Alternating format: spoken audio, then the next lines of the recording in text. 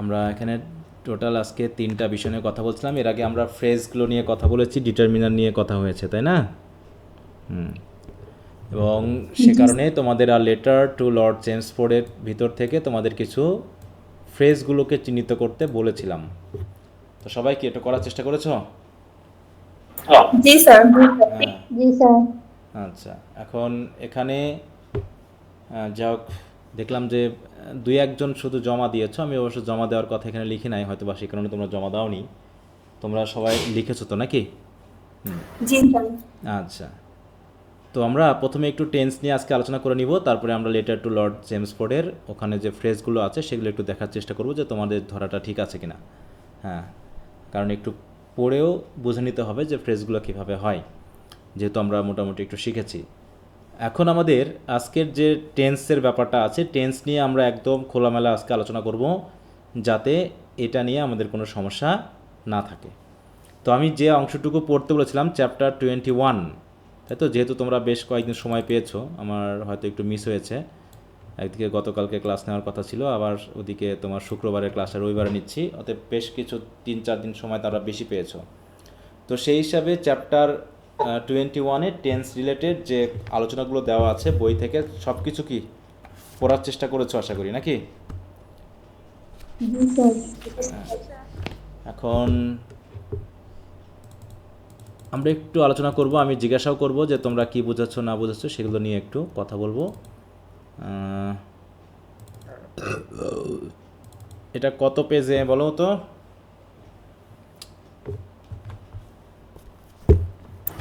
354। আচ্ছা, 354 পেজ।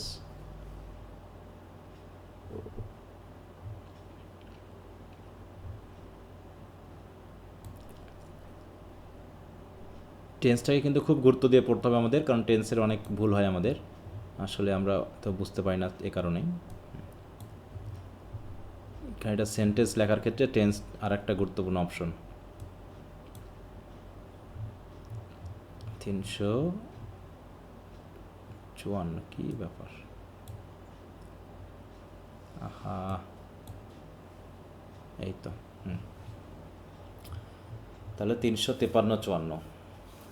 আচ্ছা, বলো তো টেন্স কার সাথে রিলেটেড? কোন পার্টিসিপেন্টের সাথে টেন্স রিলেটেড? ভার্বের সাথে। ভার্বের সাথে। শুধু ভার্ব?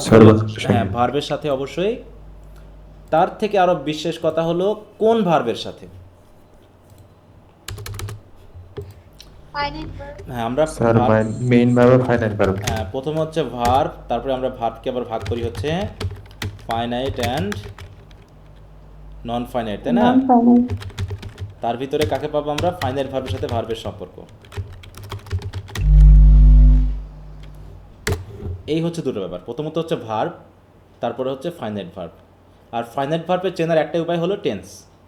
যে ভার্ব টেন্স দ্বারা পরিবর্তিত হয় সেই ফাইনাইট। এতে অর্থ কমপ্লিট হলো কি না হলো এগুলো আমার ভাবারই দরকার নেই। আমার ভাবার কথা হচ্ছে একটাই, যে তার টেন্স ঠিক আছে কিনা। টেন্স যে প্রকাশ করতে পারবে সেই হচ্ছে আমাদের ফাইনাইট ভার্ব। একটা জিনিস খেয়াল রাখলেই চলে, যে ফাইনাইট ভার্ব টেন্স ফলো করে, ঠিক আছে? আচ্ছা, তাহলে হচ্ছে ভার্ব এবং তার একটা বৈশিষ্ট্য হলো পরবর্তীতে ফাইনাইট। এরা হচ্ছে টেন্স, আমাদেরকে খেয়াল করবে। এখন টেন্স নিয়ে তো আমাদের মোটামুটি বেসিক ধারণা সবার ভিতরে আছে, তাই না? বেসিক ধারণা সবার ভিতরেই আছে যে টেন্স কত প্রকার, তাই তো? টেন্সের প্রত্যেকটা প্রকারের মধ্যে আবার কয় প্রকার হয় বলো তো? 4 প্রকার। 4 প্রকার। হ্যাঁ। 4 প্রকার। আচ্ছা, তাহলে মনে করো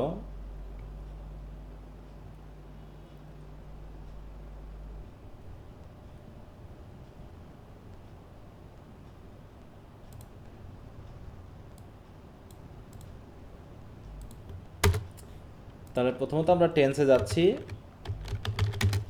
টেন্স হচ্ছে প্রধানত কত প্রকার? 3 প্রকার, নাকি? 3 প্রকার। 3 প্রকার কি কি? প্রথমত হচ্ছে present, past, past, future. Future, তাই তো? তাহলে আমি এক কাজ করি, পাস্টটাকে আগে দিই, প্রেজেন্টটাকে মাঝে দিই, ফিউচারটাকে পরে দিই। তার মানে কি, পাস্ট যেটা আগে হয়ে গেছে, নাকি? প্রেজেন্ট যেটা আমরা বর্তমানে আছি, আর ফিউচার কোনটা, যেটা সামনে আছে, আসবে, তাই তো, সামনে আসবে। এই এটা জাস্ট আমরা অর্থ দিয়ে বোঝার চেষ্টা করব, ঠিক আছে? তো অর্থ দিয়ে বোঝার চেষ্টা করব। এবার এই প্রত্যেকটা টেন্সকে আমরা আবার কয়টা ভাগে ভাগ করেছি বলো তো? চারটা ভাগে। চারটা ভাগে, তাই না? প্রত্যেকটা টেন্সকে আবার আমরা চারটা ভাগে ভাগ করে নিয়েছি। 1 2 3 4। তাহলে প্রথমটা কি দিয়েছি বলো তো আমরা? আগে ইনডেফিনিট, ইনডেফিনিট, তাই তো? আমি একটু উপরে লিখি তাহলে বুঝতে সুবিধা হবে। আমাকে এটা ইনডেফিনিট, তারপরটা হলো কি? আচ্ছা দেখো, আমরা যদি বলি, আমি এটাকে সিম্পল বলি, তাই তো, সিম্পল, তারপর হচ্ছে সিম্পল কন্টিনিউয়াস, তারপর হচ্ছে পারফেক্ট, তারপরটা হচ্ছে কি? Perfect continuous. Perfect continuous. তার মানে জাস্ট আমাদের টেন্স হচ্ছে দুইটা, একটা হচ্ছে নন কন্টিনিউয়াস, একটা হচ্ছে কন্টিনিউয়াস। হ্যাঁ, কন্টিনিউয়াস এবং নন কন্টিনিউয়াস, ব্যাপারটা এরকম। একটা হচ্ছে সিম্পল, যেখানে কোনো কন্টিনিউয়াস নেই, সেটার সাথে কন্টিনিউয়াস যোগ করলে হচ্ছে সিম্পল কন্টিনিউয়াস। পারফেক্ট, যেটা কন্টিনিউয়াস না, মানে চলমান না, তার সাথে কন্টিনিউয়াস সেন্স যুক্ত করলে হয়ে যাচ্ছে পারফেক্ট কন্টিনিউয়াস। এইভাবে আমরা এদেরকে চারটা ভাগে ভাগ করতে পারি, এইভাবে, যার ভিতরে দুইটা হচ্ছে নন কন্টিনিউয়াস আর দুটা হচ্ছে কি কন্টিনিউয়াস, তাই না? কন্টিনিউয়াস। ব্যাপারটা ঠিক এরকম ভাবে যদি আমরা ভাবি তাহলে হয়ে যায়। এখন আমরা আগে জাস্ট স্ট্রাকচারাল ব্যাপারটা এখানে লিখে নিই, তারপর প্রত্যেকটার কোন কোন অর্থে আমরা টেন্সগুলো ইউজ করবো সেগুলোতে আমরা সেন্টেন্স লিখবো, যাতে আমাদের মাথায় গেঁথে যায় যে আমরা ওই জাতীয় সেন্স প্রকাশ করতে ওই টেন্সটাকে আমরা ব্যবহার করব। প্রথমত হচ্ছে, আমরা যদি দেখি এখানে একটা জিনিস খেয়াল করো যে সিম্পল টেন্সের জন্য আমাদের কোনো সাহায্যকারী ভার্ব লাগে না, তাই তো? সিম্পল টেন্সের জন্য আমাদের কোনো সাহায্যকারী ভার্ব লাগে না, ঠিক আছে? শুধু স্যার সেটা তো দুইটার ক্ষেত্রে প্রযোজ্য। না, আমি আসতেছি, আমাকে বলতে দাও, সেটা পরে আসতেছি। যে আমরা মনে করব সিম্পল টেন্সের জন্য কোনো সাহায্যকারী ভার্ব লাগে না, মনে থাকবে। তারপরে এবং কন্টিনিউয়াসের জন্য আমাদের কি লাগে? একটা করে বি ভার্ব লাগে। বিভাগ। পারফেক্টের জন্য কি লাগে? একটা করে হ্যাভ ভার্ব। ভার্ব লাগে। আর এখানে যেহেতু, তাহলে কন্টিনিউয়াসের জন্য লাগে বি ভার্ব আর পারফেক্টের জন্য হ্যাভ ভার্ব। আবার এখানে দুটো নাম একসাথে হয়ে গেছে, একটা হচ্ছে পারফেক্ট, একটা হচ্ছে কি কন্টিনিউয়াস, তাই তো? তাহলে কি লিখবো আমি জায়গায়? Have been. তাহলে পারফেক্টের জন্য হ্যাভ আর কন্টিনিউয়াসের জন্য বিন, এই হচ্ছে আমাদের সাহায্যকারী ভার্ব। তার মানে সিম্পলের কোনো সাহায্যকারী ভার্ব মনে করে এখানে লাগলো না, তাহলে আমরা দিলাম বি ভার্ব। আর এটা এখন যখন আমরা, এগুলো তো হচ্ছে সাহায্যকারী ভার্ব, এগুলো হচ্ছে কি টেন্স প্রকাশক সাহায্যকারী ভার্ব, এইগুলো থাকবেই, তাই তো? এগুলো থাকবেই। তার সাথে আমরা যে অর্থবোধক, এগুলোর কি অর্থ থাকবে সেন্টেন্সে? এগুলোর কোনো মিনিং থাকবে? No sir. হ্যাঁ, সেন্টেন্সে এদের কোনো মিনিং থাকবে না, বরং যে মূল ভার্বটা আমরা ব্যবহার করব সেই মূল ভার্বের মিনিংটা আসবে। অথবা এখানে যে বি ভার্ব আছে, হ্যাভ আছে, এদের কোনো মিনিং আসবে না। তাহলে এখন আমরা বললাম কি এই জায়গায় একটা প্রিন্সিপাল ভার্ব বসবে। জাস্ট আমি লিখলাম কি প্রিন্সিপাল ভার্ব। প্রিন্সিপাল ভার্বের কোন টেন্স বসবে সেটা কার উপর মানে ডিপেন্ড করবে। আমি যদি এখানে একটা ইয়া লিখে নিই, এখানে একটু আমি আরটা নিয়ে নিই, তা নাহলে মিস্টেক হচ্ছে। এইটা আমি একটু নিয়ে নিলাম, ঠিক আছে? তো এগুলো কি দিলাম আমি? হচ্ছে ভার্ব ফ্রেজ। এখানে জাস্ট আমি ভার্ব বা ভার্ব ফ্রেজটা কেমন হবে সেটা বসালাম। তাহলে সিম্পল টেন্সের জন্য আমাদের মূল ভার্বের কোন ফর্ম হবে? যে ফর্মে টেন্স বোঝাবে সেই ফর্ম হবে, তাই তো? যে ফর্মে টেন্স বোঝাবে সে, এটা যদি হয় পাস্ট সিম্পল, তাহলে কোনটা লিখবো আমি? Past simple. ভার্বের ভার্বের টু। হ্যাঁ, ভার্বের আমরা পাস্ট ফর্ম লিখবো। যদি প্রেজেন্ট হয় তাহলে কি কি লিখবো? ভার্বের আমরা প্রেজেন্ট ফর্ম। ভার্বের প্রেজেন্ট ফর্ম ফর্ম লিখবো। আর একটা জিনিস খেয়াল রাখবো, সাবজেক্ট যদি থার্ড পারসন সিঙ্গুলার নাম্বার হয় তাহলে কি লিখবো? এখানে এস বা ইয়েস। যুক্ত হবে। তাহলে এইটা কি আর কোনো টেন্সের ক্ষেত্রে খাটবে? No sir. এটা শুধুমাত্র প্রেজেন্ট সিম্পল। আমি কিন্তু এভাবে করছি, প্রেজেন্ট সিম্পল। প্রেজেন্ট কন্টিনিউ মানে নাম এখান থেকে নিব আর এখান থেকে আমি বিবেচনা করব, তাই তো? এটা হলো।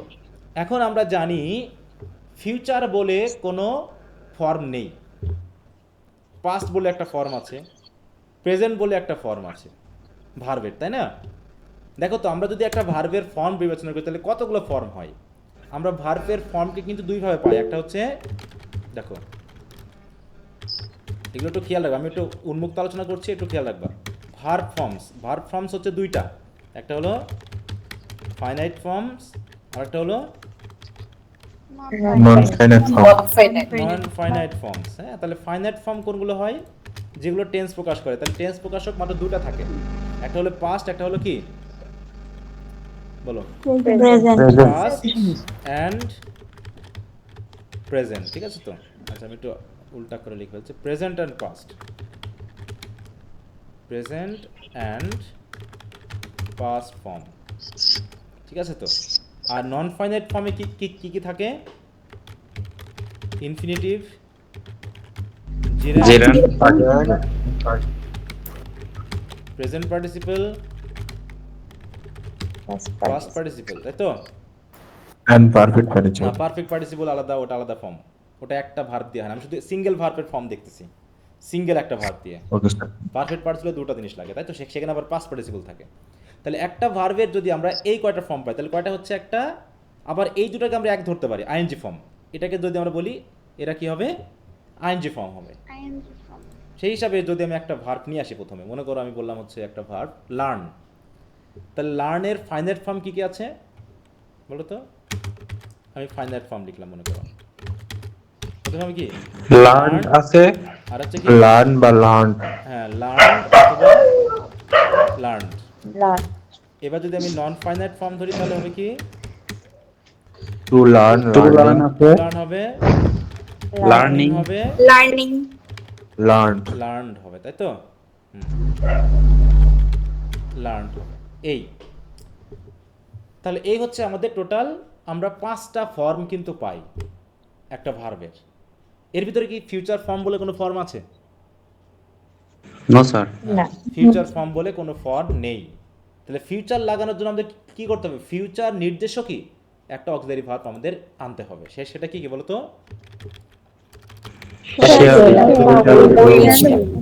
শ্যাল অথবা উইল আমাদেরকে আনতে হয় ফিউচার সেন্সটা প্রকাশ করার জন্য। এবং এরাই হচ্ছে কিন্তু আমাদের এইখানকার প্রকাশক। তার মানে এই জিনিসটা সবার সাথেই থাকবে। এই জিনিসটা কি আমাদের সবার সাথেই থাকবে, মানে ফিউচার কথাটা যে টেন্সের সাথে আসুক, এইগুলো আগে প্রথমে বসাবো আমি। এইগুলো বসানোর স্যার পরে এদের ব্যবহারের ভিন্নতা নেই, কোনগুলোর মানে কোথায় শেয়াল হবে বা কোথায় আচ্ছা, উইল ওগুলো হবে, আসতেছি। এদের কি আলাদা কোনো চরিত্র আছে? ওগুলো পরে আসতেছি, পরে। আগে ওগুলো অত জটিলতা আমি যাচ্ছি না, প্রথমে পরে ওগুলো যখন আমরা টেস্ট নিয়ে কথা বলবো আরও সেই সেন্টেন্সে আসবে, ঠিক আছে? আগে আমি জাস্ট আমার ফর্মেটিভ ব্যাপারটাকে একটু বেসিকটা নিয়ে আসি, ওগুলো পরে। হ্যাঁ, কখন শ্যাল বসা উইল বসাগুলো পরে। আচ্ছা, তাহলে আমি জাস্ট বলতেছি ফিউচার মানেই বুঝতে হবে কি শ্যাল উইল বসাতে হবে, এটা ফিউচারের সেন্সে। কিন্তু এরকম পাস্ট বা প্রেজেন্টের জন্য কি আমার এরকম কোনো ফর্ম আছে? না, না, পাস্ট বা প্রেজেন্ট আমাদের সরাসরি যে ভার্বগুলো থাকবে সেগুলো দিয়ে আমরা প্রকাশ করতে পারবো। সাহায্যকারী ভার্ব দিয়ে। হ্যাঁ, সে সাহায্যকারী ভার্ব, তাই বলতে কি দেখো তাহলে এটা তো কন্টিনিউয়াসের ক্ষেত্রে। হ্যাঁ, না সব জায়গাতে আসছি, শুধু সিম্পল বাদ দিয়ে এটা। হ্যাঁ, এই জায়গায় একটু আমরা যা জানি একটু অত গভীরে যাই না এখন। হ্যাঁ, আমি জাস্ট একটু সিম্পলি আলোচনা করতেছি, সেটাতে একটু আসো, ওগুলো পরে আসতেছি। তাহলে এখন এই জায়গাটা বুঝতেছো কিনা, এটা হলো কথা, যে আমি যেটা বলতে চাচ্ছি। হ্যাঁ, যে একটা টেন্সের কথা মাথায় আসার সাথে সাথে কোন কোনগুলো আমার মাথায় আসবে। মুখস্থর বিদ্যায় আমি যাচ্ছি না, কিন্তু মুখস্থর বিদ্যায় না, জাস্ট তুমি প্র্যাকটিক্যালি বিষয়টাকে বোঝো যে এইগুলো অর্থের সাথে রিলেটেড না, এগুলো অর্থের সাথে রিলেটেড না, এগুলো অটোমেটিক আসবে। অনেকে তোমরা এই জায়গাগুলো আনো না, এখানেই সমস্যাটা। তোমরা মনে করো এদের কোনো অর্থ আছে, এই অর্থ নেই মানে এগুলো আনবো না। তোমার মাথায় টেন্স আসলেই ওই যে সাহায্যকারী ভার্বগুলো, মূল ভার্বটা আনার আগে যে সাহায্যকারী ভার্ব থাকবে সেগুলোকে বসাতে হবে, সেখানে মিনিং থাকুক আর না থাকুক। এটার জন্য হচ্ছে সমস্যা। আচ্ছা দেখো, তাহলে সিম্পল টেন্সে আমাদের যে বিষয়টা গেল সেটা হলো পাস্ট সিম্পল টেন্সে কোনো সাহায্যকারী ভার্ব লাগে না, প্রেজেন্ট সিম্পল টেন্সেও কোনো সাহায্যকারী ভার্ব লাগে না। তবে ফিউচার সিম্পল টেন্সে সিম্পল টেন্সের জন্য কোনো সাহায্যকারী ভার্ব লাগে না, কিন্তু ফিউচার সেন্সটা যুক্ত করতে ওই ফিউচারের জন্য একটু সাহায্যকারী ভার্ব লাগে। ফিউচার যুক্ত করতে, সিম্পল সেন্সটা যুক্ত করতে আমাদের কোনো সাহায্যকারী ভার্ব দরকার হয় না। কি কথা ক্লিয়ার তো? আমি যে শ্যাল উইল এনেছি এটা কার কিসের জন্য আনছি? ফিউচার সেন্সটা নির্দেশ করার জন্য ভার্বের, ঠিক আছে তো? কিন্তু পাস্ট সেন্স নির্দেশ করতে কি কোনো সাহায্য ভাব লাগছে ভার্বের? বলো তো। না স্যার। হ্যাঁ, তাহলে আমাদের সিম্পলের ব্যাপারে পাস্ট টেন্সেও কোনো সাহায্যের ভার্ব লাগেনি, প্রেজেন্ট টেন্সেও কোনো সাহায্যের ভার্ব লাগেনি, শুধু ফিউচারে লাগছে। এখন ফিউচারের পরে আরেকটা জিনিস খেয়াল রাখবা যে যেখানে যে ভার্ব অংশে একটা ভার্ব থাকে সেটাই আমাদের ফাইনাইট। যে ভার্ব অংশে ভার্ব থাকবে একটা সেটা হবে কি আমাদের ফাইনাইট, কারণ সেটা দিয়ে আমাকে টেন্স প্রকাশ করতে হবে। আর যেখানে ভার্ব থাকবে একের অধিক, মানে ভার্ব ফ্রেজ হবে, তখন সেই ভার্বের ভিতরে কোনটা ফাইনাইট হবে বলো তো? একটা ভার্ব ফ্রেজের ভিতরে প্রথমটা, সবসময় প্রথমটা হবে ফাইনাইট, ঠিক আছে তো? যদি দুইটা থাকে তাহলে প্রথমটা হবে ফাইনাইট, তিনটা থাকলে প্রথমটা হবে ফাইনাইট, অতএব যদি পাঁচটা থাকে তো পাঁচটার ভিতরে প্রথমটা হবে আমার ফাইনাইট। স্যার কথা তো শোনা যায় না। সবাই শুনতে পাচ্ছে মনে হয়? তোমার ওখানে নেটওয়ার্কের সমস্যা। হ্যাঁ, তোমার নেটওয়ার্কে হয়তো সমস্যা, তুমি একটু ক্লিয়ার করো তাহলে হবে। মনে করো আমি একটা জিনিস বললাম এখন যে হ্যাভ বিন ডুইং, তাই তো? এইখানে পুরোটা একটা ভার্ব ফ্রেজ, তাই না? আমরা ভার্ব ফ্রেজ পড়েছিলাম, মূল ভার্বের সাথে সাহায্যের ভার্ব মিলে বা অন্যান্য কিছু মিলে আমাদের কি হয়? ভার্ব ফ্রেজ গঠিত হয়। এখানে ফাইনাইট ভার্ব কোনটা? হ্যাভ। ফাইনাইট পার্টটা হচ্ছে ভার্ব হ্যাভ, তাই তো? আর বাকিগুলো কি? সবই নন ফাইনাইট। নন ফাইনাইট কি কিভাবে? বিন হচ্ছে কি? এই যে পাস্ট পার্টিসিপল, তাই তো? বিন হচ্ছে নন ফাইনাইটের পাস্ট পার্টিসিপল। ডুইং হচ্ছে কি? এই যে প্রেজেন্ট আইএনজি ফর্ম, তাই তো? ING form present participle. তাহলে এইভাবে আমরা প্রধানত দেখি যে সাহায্যের ভার্ব অনুসারে প্রথম ভার্বটা হচ্ছে আমাদের নন ফাইনাইট, এই ফাইনাইট, বাকিগুলো সব নন ফাইনাইট। কোনো না কোনোভাবে এই তিনটার ভিতরে থাকবে, হয় ইনফিনিটিভ, না হয় তোমার কি বলবো আইএনজি, অথবা এখানে আরেকটা জিনিস বলি, ইনফিনিটিভ অথবা বেয়ার ইনফিনিটিভ। বেয়ার ইনফিনিটিভকে অনেক সময় আমরা চিনি কি হিসাবে? Base form. এটাকে বলি আমরা ফুল ইনফিনিটিভ বলি, ঠিক আছে তো? ফুল ইনফিনিটিভ অথবা বেয়ার ইনফিনিটিভ যে কোনোভাবে থাকে। তাহলে এবার আমরা আসি সিম্পল কন্টিনিউয়াসে। সিম্পল কন্টিনিউয়াসের জন্য কি লাগবে আমাদের? একটা বি ভার্ব লাগবে, তাই তো? সিম্পল কন্টিনিউয়াসে আমাদের একটা বি ভার্ব লাগবে। তাহলে বি ভার্বে যদি আমরা পাস্ট টেন্সে যাই তাহলে কি হয়? ওয়াজ অথবা বা আর, was were তাই তো? আর প্রেজেন্ট টেন্সে লাগে হচ্ছে কি? এম, ইজ, এই তো নাকি? তাহলে এখন কন্টিনিউয়াসের ক্ষেত্রে তাহলে আমরা তো ফাইনাইট ভার্ব পেয়ে গেছি নাকি? দেখো আমাদের এখানে একটাই ছিল, সেটাই ফাইনাইট ছিল, কিন্তু এখন যেহেতু আমাদের সাহায্যকারী ভার্ব চলে এসেছে, অতএব যেখানে সাহায্যকারী ভার্ব থাকবে তার প্রথম সাহায্যকারী ভার্বটা হবে ফাইনাইট। এখন এদের একটা সূত্র আছে, সেটা হলো কি যে বি ভার্বের পর যদি কোনো আমাদের প্রিন্সিপাল ভার্ব বসাতে হয় তাহলে তার সাথে কি করতে হবে? অ্যাক্টিভের ক্ষেত্রে আইএনজি, অ্যাক্টিভে আমরা খেয়াল রাখবো, কারণ বি ভার্বের পর ভার্বের কিন্তু দুটো ফর্মই থাকে, আইএনজিও থাকে আবার পাস্ট পার্টিসিপলও থাকে। তার মানে যদি অ্যাক্টিভ হয় তাহলে সেখানে হবে কি? আইএনজি। তাহলে কি হলো? বি ভার্ব দেখলেই আমরা বি ভার্ব যদি দেখি এবং তারপরে যদি কোনো ভার্ব বসাতে হয় এবং সেন্সটা যদি আমাদের অ্যাক্টিভে হয় তাহলে আমাদের আইএনজি করতে হবে সরাসরি। অনেকের সময় তোমরা বি ভার্বের পর আইএনজি করো না, তার মানে কন্টিনিউয়াস টেন্স মানেই বি ভার্বের পর হবে কি? ভার্বের সাথে আইএনজি, সেটা যে কোনো হোক না কেন। এবার আসো, আমাদের যেহেতু ফিউচারের জন্য শ্যাল উইল আছে, তাহলে শ্যাল উইলের পরে আমাদের কি আসবে? শ্যাল উইল এখানে আবার ফাইনাইট হয়ে গেল কি? শ্যাল উইল এখানে হয়ে গেল কি? Shall will finite. তাহলে শ্যাল উইল যেহেতু এক ধরনের মোডাল ভার্ব, মোডাল ভার্বের পরে কোনো ভার্বের কি বসে বলো তো? প্রেজেন্ট প্রেজেন্ট ফর্ম বলা যাবে না,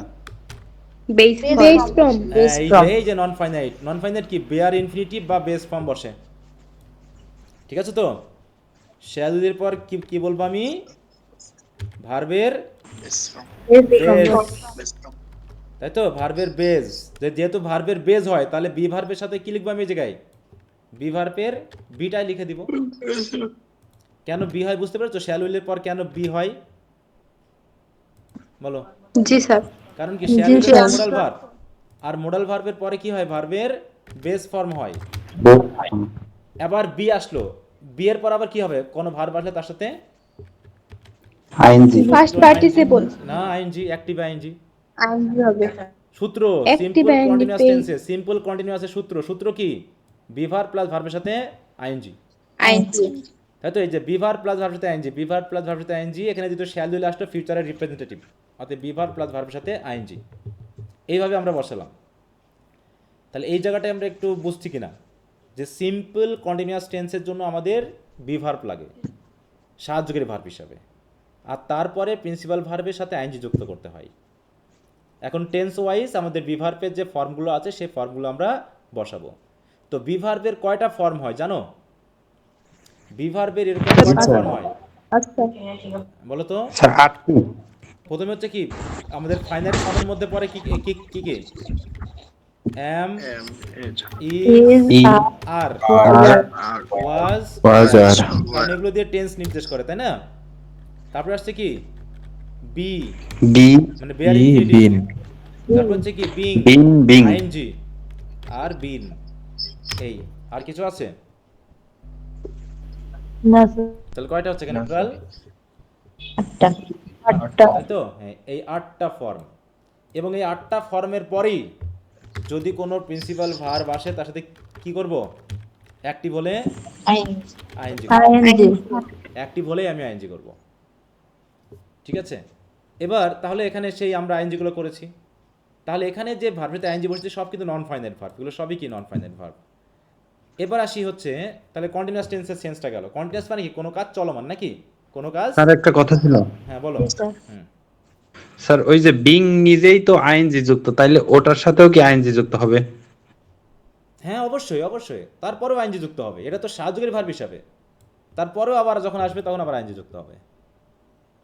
ঠিক আছে? জি স্যার। যদি এরকমটা সেন্সে আসে, যদি আসে, যদিও এটা দেখা যায় না খুব একটা, এটা প্যাসিভের হ্যাঁ, এখনো কখনো দেখি নাই তো স্যার, সেই জন্য এটা ওই বললাম। সেন্সে আসে না, কিন্তু বিভার্ব যখন তোমার অ্যাক্টিভের সেন্সে আসলে ওটা আমরা করব। কিন্তু এরকমটা নেই ব্যবহার, এটা শুধু প্যাসিভে আসলে ওটাকে প্যাসিভের ব্যবহার আমরা পাই, সেটা পরে দেখব। ঠিক আছে? হ্যাঁ। আচ্ছা, এরপর আসি হচ্ছে পারফেক্ট। পারফেক্টের জন্য আমাদের সাহায্যকারী ভার্ব রাখা আছে কি? হ্যাভ, তাই তো? Have verb. তাহলে হ্যাভের পাস্ট টেন্স কি? হ্যাড। হ্যাড। ঠিক আছে তো? আর প্রেজেন্টের জন্য আছে কি? হ্যাভ এবং হ্যাভ হ্যাজ। হ্যাজ। ঠিক আছে? তাহলে এবার ফিউচারের জন্য রাখা আছে কি? ফিউচারের জন্য কিছু রাখা আছে শেল হ্যাভ নাকি? হ্যাভের বেস ফর্ম হবে কি? হ্যাভ হ্যাভের বেস ফর্ম হলো কি? হ্যাভ। এই হ্যাভটা কি প্রেজেন্ট ফর্ম না base form? Sir base form. হ্যাঁ, এই যে শ্যাল উইলের পর যেটা বসবে সেটা কিন্তু বেস ফর্ম। আর এই হ্যাভটা, প্রেজেন্ট ফর্ম এই হ্যাভটা প্রেজেন্ট ফর্ম, তাই তো? এই হ্যাভটা হচ্ছে কি? Present form. আর এই হ্যাভটা হচ্ছে কিন্তু আমাদের বেস ফর্ম। কারণ দুটার মধ্যে পার্থক্য আছে। প্রেজেন্ট ফর্ম মানে সেটা ফাইনাইট, আর বেস ফর্ম মানে সেটা কি বলো? নন ফাইনাইট বা বেয়ার ইনফিনিটিভ। ঠিক আছে তো? এই জন্য কখনোই বলবো না যে প্রেজেন্ট ফর্ম আর বেস ফর্ম একই। প্রেজেন্ট ফর্ম মানে সেটা টেন্স নির্দেশক ফাইনাইট, আর বেস ফর্ম মানে সেটা বেয়ার ইনফিনিটিভ, সেটা হচ্ছে নন ফাইনাইট। ঠিক আছে? এই জায়গায় অনেক সময় আমরা মনে করি যে প্রেজেন্ট ফর্ম আর বেস ফর্ম তো একই, একই না, এটা একটু খেয়াল করতে হবে। আচ্ছা, তারপরে গেল তাহলে হ্যাভ। স্যার ফিউচারেও হ্যাভ অথবা হ্যাজ হতে পারে না কোনটা কোনটা? স্যার? এই যে ফিউচারে না না না, কখনোই হবে না। শ্যাল উইলের পর কখনো তুমি দেখছো যে হ্যাজ বসতে? দেখছো কখনো? স্যার সাবজেক্ট যদি পরিবর্তন হয়, হলো, তাতে সমস্যা কি? তোমার তো ফাইনাইট ভার্ব এফেক্ট হবে, বেস ফর্ম কোনদিন পরিবর্তন হয়? হ্যাঁ? না স্যার। জি স্যার বুঝতে পারছি স্যার। তুমি তো একটা বেস ফর্ম করতো, সেটা তো এটা তো টেন্স না যে তুমি এটা টেন্স দ্বারা এফেক্ট হবে। টেন্স দ্বারা এফেক্ট হলে তো সেটা ফাইনাইট হয়ে গেল। ফাইনাইট তো শ্যাল উইল, শ্যাল উইলের মধ্যে কোনো একটা চেঞ্জ হয়ে কোনো একটা হবে, শ্যাল হবে না উইল হবে।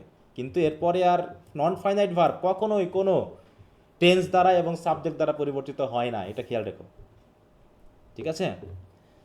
আচ্ছা, তাহলে হ্যাভ ভার্বের পরে তাহলে আমরা পড়ছিলাম কি যে এখানে বি ভার্বের পরে আমাদের যে ভার্ব বসে তার সাথে আমাদের কি করতে হয়? অ্যাক্টিভে আইএনজি করতে হয়। যদি আমি একটু লিখে রাখি অ্যাক্টিভ হলে।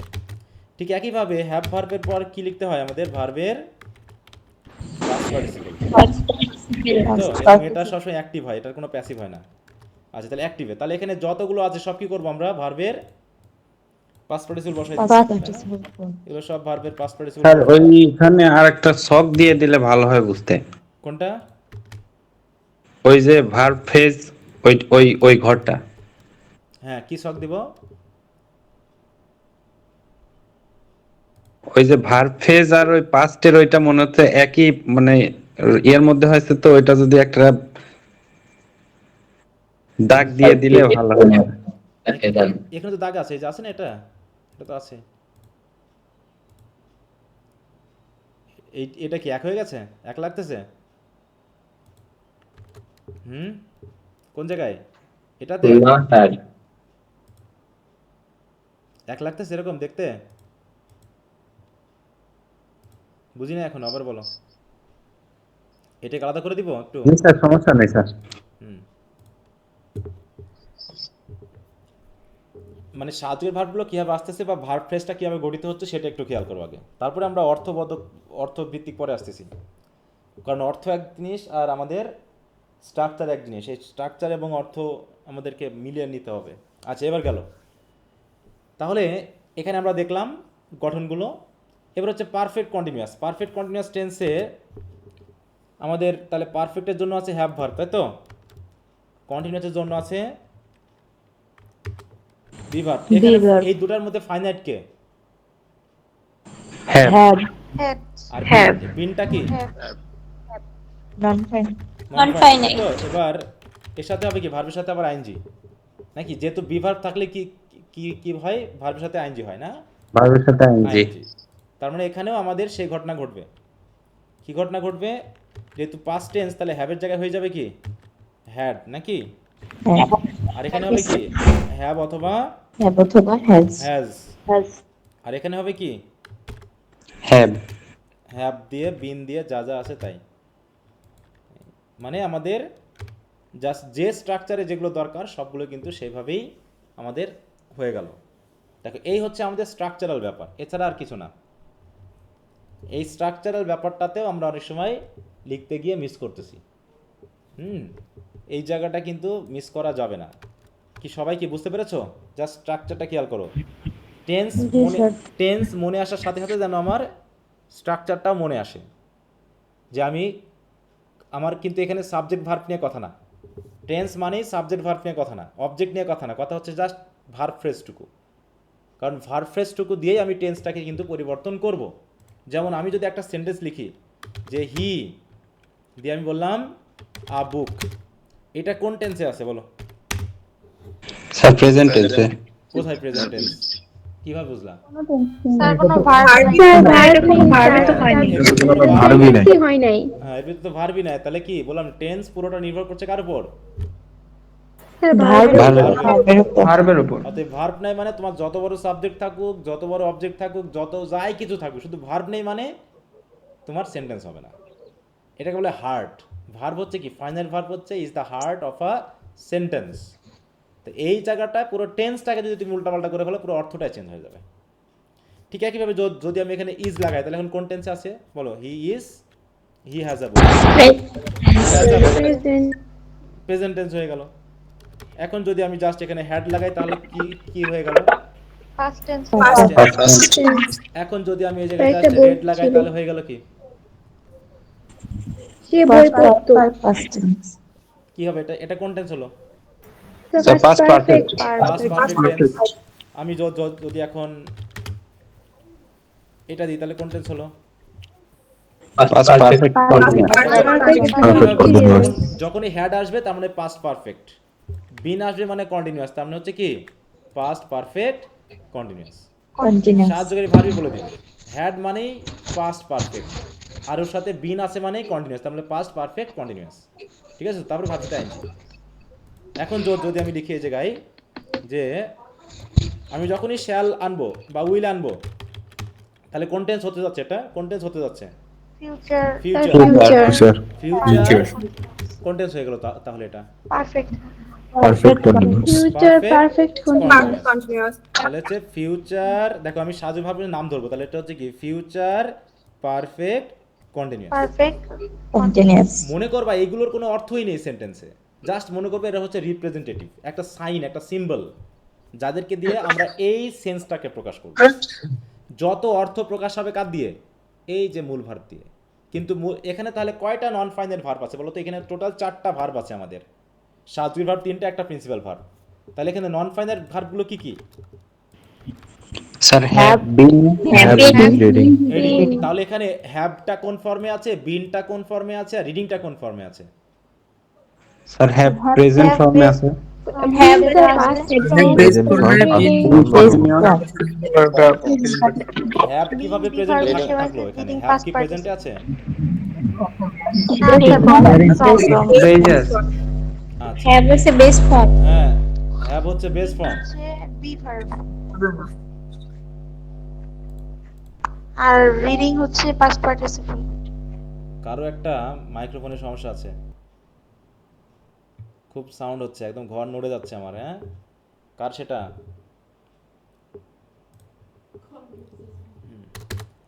আচ্ছা, তো যাই হোক, তাই বলছে তাহলে হ্যাভ হলো আমাদের বেস ফর্ম। কারণ কি, শ্যাল উইলের পরে ভার্বের বেস ফর্ম হয়, হ্যাভ হচ্ছে বেস ফর্ম। এখানে 3টাই নন ফাইনাইট। প্রেজেন্ট ফর্ম বললে তো ফাইনাইট ফর্ম হয়ে যাবে এটা। যদি হ্যাভকে তুমি প্রেজেন্ট ফর্ম বলো তাহলে তো সে ফাইনাইট ফর্ম হয়ে গেল।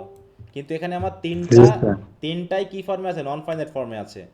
হ্যাভ হলো বেয়ার ইনফিনিটিভ, বিন হলো পাস্ট পার্টিসিপল, Past form. আর আইএনজি এটা হলো কি, এই যে আইএনজি ফর্ম। কন্টিনিউয়াস টেন্সে যে আইএনজি ফর্ম থাকে সেটা হয় প্রেজেন্ট পার্টিসিপল। খেয়াল রাখবো সবসময়, কন্টিনিউয়াস টেন্সে আমরা যে আইএনজি ফর্মটা ইউজ করি এটা প্রধানত হচ্ছে প্রেজেন্ট পার্টিসিপল। ঠিক আছে? তো এইভাবে আমরা দেখো, মানে টেন্সের নাম বলার সাথে সাথে আমি সাবজেক্টের ভার্বগুলো পেয়ে যাব। আমার অযথা কেন টেনশন করতে হবে? কেন আমি ভুল করব? বা আমার কেন বুঝতে অসুবিধা? আমার কেন মুখস্থ করতে হবে? হয়তো আমার তো মুখস্থ করার কিছু নেই, আমি শুধু ভাবতেছি যে আমার টেন্সটার নাম কি। যখনই আমি বলছি সিম্পল পাস্ট টেন্সে লিখবো আমি একটা জিনিস, তখন কি তার কোনো সাবজেক্ট ভার্ব লাগবে বলো তো? No sir. তাহলে কি লিখবো? যেমন আই রেড আ বুক। এখন বলো তো এটা কোন টেন্সে আছে? Past past tense. টেন্স আছে। কেন প্রেজেন্ট টেন্স তো বলতে পারি আমি, একই তো ফর্ম, স্যার রিড এর তো ফর্ম তিনটা একই। দুটো একই। হ্যাঁ, এই জন্যই প্রবলেমটা। এক্ষেত্রে তোমার আশেপাশে যদি কোনো সেন্টেন্স থাকে সে বলে দিবে যে এটা পাস্ট টেন্স নাকি প্রেজেন্ট টেন্স। হ্যাঁ, তাছাড়া এই একটা সেন্টেন্স দিয়ে বোঝা সম্ভব না এটা পাস্ট টেন্স নাকি প্রেজেন্ট টেন্স। তবে এক্ষেত্রে বলা সম্ভব। এটা বলো কোন টেন্সে আছে? past indefinite. প্রেজেন্ট টেন্সে হবে না এটা? না স্যার, আচ্ছা পার্সন সিঙ্গুলার নাম্বার যেহেতু আছে তাহলে হতো, তাহলে এর সাথে কি দিতাম? আমি একটা এস দিতাম, এস ছাড়া এটা হতো না। S by A. কিন্তু আয়ের ক্ষেত্রে ওই জায়গায় একটু ঝামেলা হয়ে গেছে যে আমি আসলে কি করব। হ্যাঁ, ঠিক একইভাবে যে যে ভার্বগুলো প্রেজেন্ট ফর্ম পাস্ট ফর্ম একই, সেগুলো সমস্যা হবে। যেমন আই কাট দ্য রোপ, এটা কোন টেন্সে আছে? এটা প্রেজেন্টও বলতে পারি, পাস্টও বলতে পারি। সেটা আগে পিছের সেন্টেন্স আমাকে মেনলি বলে দেবে যে আমরা কি করব। হ্যাঁ, আচ্ছা, তো ঠিক আছে, তো ওটা নিয়ে সমস্যা না। তাহলে আশা করি তোমরা বুঝতে পেরেছো যে সাহায্যকারী ভার্বগুলো আমি যেহেতু তোমরা এগুলো সব জানো, জাস্ট একটা রিপ্রেজেন্টেশন করা হলো এটাকুই। এগুলো নিয়ে অতিরিক্ত মানে একদম বিশাল করে স্টাডি করার কিছু নেই, কারণ এই বেস অংশগুলো তোমাদের জানা আছে। তাহলে আমি জাস্ট একটু গঠনগুলো তোমাদের বললাম যে ভার্বের অংশটুকু। আমরা মানুষ ভাই সাবজেক্ট ভার্ব বুঝে আমরা পড়ার চেষ্টা করেছি, অতগুলো না, জাস্ট ভার্বটুকু আমরা খেয়াল করতে পারলাম কিনা। 12টা টেন্সের জন্য আমার বেশি ফর্ম মনে রাখার দরকার নেই, জাস্ট এই 3টা বা 4টা যে ব্যাপার এটা খেয়াল রাখলে চলবে। এতগুলো গঠন কি আমার মুখস্থ করা লাগবে? No, sir. আচ্ছা, এদের মধ্যে সবচেয়ে ডিফারেন্টটা হলো কোথায়? প্রেজেন্ট টেন্সের, তাই না? যেখানে সাবজেক্ট যদি থার্ড পারসন সিঙ্গুলার নাম্বার হয় তাহলে এস বাই এস হবে। থার্ড পারসন সিঙ্গুলার নাম্বারটাই অনেকে বুঝে না, এটা একটা সমস্যা। এই জন্য এস বাই এসটা প্রচুর মিস হয় তোমাদের। আমরা যখন খাতা দেখি তখন সবচেয়ে মিস যেটা পাই সেটা হলো এস বাই এস এর মিস। থার্ড পারসন আসলে বলো তো, পারসন কি জিনিস? থার্ড পারসন কি জিনিস বলো তো? থার্ড পারসন কে হয়? স্যার আমি তুমি বাদে অন্য আমি, তুমি বাদে ইউ মনে করো যে থার্ড হি পারসন, শি ওরে থার্ড পারসন। হ্যাঁ, মানে এইটুকু মনে রাখবা যে যে কথা বলে সে হচ্ছে ফার্স্ট পারসন, যে শোনে সে হচ্ছে সেকেন্ড পারসন, সেকেন্ড পারসন আর যার সম্পর্কে বলা হয় সে হচ্ছে কি থার্ড পারসন। Third person. অতএব শুধু দেখবা যে আমি বলছি আমি আছি, নাকি যার সাথে কথা বলছি সে আছে, নাকি অন্য কেউ আছে। অতএব এই 3টাকে একটু চক্রাকারে ধরে রাখতে পারলে বোঝা যায় যে এটা থার্ড পারসন কি না। ঠিক আছে? তবে হচ্ছে কি, থার্ড পারসন হচ্ছে যে সবসময় এমন কোনো ব্যক্তি বস্তু বা জিনিস আসবে যেগুলো নিয়ে আমরা কথা বলি, এবং বিশেষ করে সেটা আমি যে কথা বলে এবং যে শোনে এদের ভিতরে ইনক্লুডেড না, এদের বাইরের কেউ, এই জন্য থার্ড বলা হচ্ছে। কেন থার্ড বলা হয়? থার্ড মানে যে বলে সে হচ্ছে ফার্স্ট, আর যার সাথে কথা বলা হয় বা যে শোনে সে হচ্ছে কি সেকেন্ড। আর কথোপকথনে নাই যা, তাই হচ্ছে কি থার্ড পারসন। ঠিক আছে, তো তাই হচ্ছে থার্ড পারসন। তাহলে এখন আমাদের এখানে শুধু থার্ড পারসন হলে হবে না, আর একটা বৈশিষ্ট্য আছে, সেটা হলো কি সিঙ্গুলার নাম্বার হতে হবে। সিঙ্গুলার নাম্বার নিয়ে আমাদের আবার এক ঝামেলা রয়েছে। নাম্বার মানে কি সংখ্যা, বচন, যে কয়টা আছে, তাই না? বিশেষ করে নাম্বারটা আমরা বিবেচনা করি কাউন্টেবল নাউনের সাথে। কার সাথে? কাউন্টেবল নাউনের সাথে। যেগুলো গোনা যায়, যেগুলো গোনা যায় না সেগুলো সবসময়ই থার্ড পারসন সিঙ্গুলার নাম্বার, তাই তো? যেগুলো গোনা যায় না সেগুলো কি সবসময়ই থার্ড পারসন সিঙ্গুলার নাম্বার। আর যেগুলো গোনা যায় তার ভিতরে একটা হলে থার্ড পারসন সিঙ্গুলার নাম্বার, আর দুইটা হলে তো, দুই বা ততোধিক হলে কি প্লুরাল নাম্বার। ঠিক আছে, যেমন অনেস্টি, এটা কি হবে? থার্ড পারসন, হ্যাঁ সিঙ্গুলার অনেস্টি কি গোনা যায়? অনেস্টি কি গোনা যায়? বলো তো। না sir, non countable. Abstract noun, material noun, তাই তো? অ্যাবস্ট্রাক্ট নাউন, ম্যাটেরিয়াল নাউন, যেগুলো আমরা কাউন্ট করি না সেগুলো সবসময় সিঙ্গুলার। এদের পরে যদি প্রেজেন্ট ইনডিফিনিট টেন্স হয় তাহলে এস বাই এস বসবে। আর হচ্ছে যেগুলো কাউন্ট করা যায় সেগুলোর মধ্যে যদি সিঙ্গেল হয় তাহলে সিঙ্গুলার, আর যদি প্লুরাল হয় তাহলে প্লুরাল, তাই তো? তাহলে কাউন্টেবল নাউনের ভিতরে সিঙ্গুলার এবং প্লুরাল ফর্ম হয়, কিন্তু অ্যাবস্ট্রাক্ট নাউন বা ম্যাটেরিয়াল নাউন যেগুলো কাউন্টেবল না সেগুলো সবসময়ের জন্যই কি বললাম সিঙ্গুলার। ঠিক আছে, তো তাহলে অনেস্টির সাথে কি বসাবো? ইজ বসাবো না আর বসাবো? ইজ। বুকের সাথে কি বসাবো? ইজ। এই তো এখানে সিঙ্গুলার না, আর এই বুকসের সাথে কি বসাবো আমি? তাই তো? একইভাবে এস বাই এস আমি বসাবো কিনা? যদি আমি বলি হচ্ছে, মনে করো একটা জিনিস বললাম হচ্ছে হি আর হচ্ছে দে, তাহলে হি এর সাথে কি আমি বসাবো? ডাজ, আর দের সাথে ডু, নাকি? শুধু একটা জিনিস খেয়াল রাখলে হবে, থার্ড পারসন সিঙ্গুলার, বাকি কোন পারসনের আমার ধরার দরকার নেই। থার্ড পারসন সিঙ্গুলার নাম্বার ধরার পর যা থাকবে সব প্রেজেন্ট টেন্সে একই জিনিস থাকবে। ঠিক আছে, তো এই কথাগুলো একটু আমরা খেয়াল রাখার চেষ্টা করব। আচ্ছা, তাহলে আর কোনো টেন্সের সাথে কিন্তু এস বাই এস এর সংযোগ নেই, এখানেই আমাদের যত ভুল হয়ে থাকে। দেখো এই শখটাকে সবাই ধরতে পারছো কিনা? জি স্যার। তেমন কিছু না, জাস্ট ছোটোখাটো একটু পরিবর্তন। একটা সেন্টেন্সের সাথে শুধু আমরা ভার্বের একটু প্রথমটা চেঞ্জ করবো, মানে বাকি সব চেঞ্জ হয়ে যাবে। দেখো আমি যদি বলি হ্যাভ বিন ডুইং, এখানে টেন্স প্রকাশ করার জন্য শুধু কোনটাকে পরিবর্তন করা যথেষ্ট? ফাইনাইট ভার্বটা, নাকি? এখন যদি বলি হ্যাজ বিন ডুইং, তাই তো? তাহলে এখানে কোন টেন্সের কোন পারসন আছে বলো তো? Third person singular. পারফেক্ট টেন্সের দেখো কি আছে এখানে, শ্যাল হ্যাভ বিন ডুইং। দেখো এখানে এই যে বিন ডুইং এর কোনো পরিবর্তন ঘটেছে কোনো জায়গাতে? বিন ডুইং এর না স্যার। শুধু আমাদের ফাইনাইট ভার্বটার জন্য আমাদের টেন্সটা পরিবর্তন হচ্ছে। তাহলে টেন্স পরিবর্তনের জন্য ওই জায়গাটা আমাকে খেয়াল করতে হবে, যে আমি জাস্ট একটা ভার্বকে প্রথম যে ফাইনাইট ভার্ব থাকবে সেইটাকে চেঞ্জ করে দিয়ে আমি টেন্স পরিবর্তন করতে পারবো। নন ফাইনাইট ভার্ব কখনোই চেঞ্জ হবে না। এই জায়গাটা আমি আলোচনা করছি এই কারণেই যে তোমাদের ভুল পাওয়া যায় লেখার ভিতরে, এই কারণে কিন্তু আমি আলোচনাটা করছি। এরপর অর্থগত ভিত্তিক পরে আসছে যে কখন আমরা কোন বাংলা সেন্টেন্সে কী লিখবো, কিন্তু এই জায়গাগুলো একটু খেয়াল করো সবাই। কি সবাই বুঝতে পারছি তো আমরা? আচ্ছা, এবার আর একটা বিষয় আছে। আমরা বিশেষ করে দেখো এখানে যে 12টা টেন্স আছে তার ভিতরে শুধুমাত্র এই দুটা টেন্সের কোনো সাহায্যকারী ভার্ব নেই, নিজস্ব কোনো সাহায্যকারী ভার্ব নেই, তাই না? আর বাকি সবারই কি সাহায্যকারী ভার্ব আছে না? দেখো এই যে আমরা বেস ফর্ম লিখেছি, ভার্বের বেস। দেখো সবারই সাহায্যকারী ভার্ব আছে।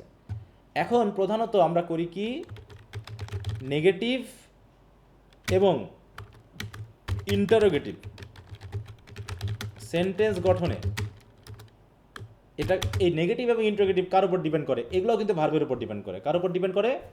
পুরো।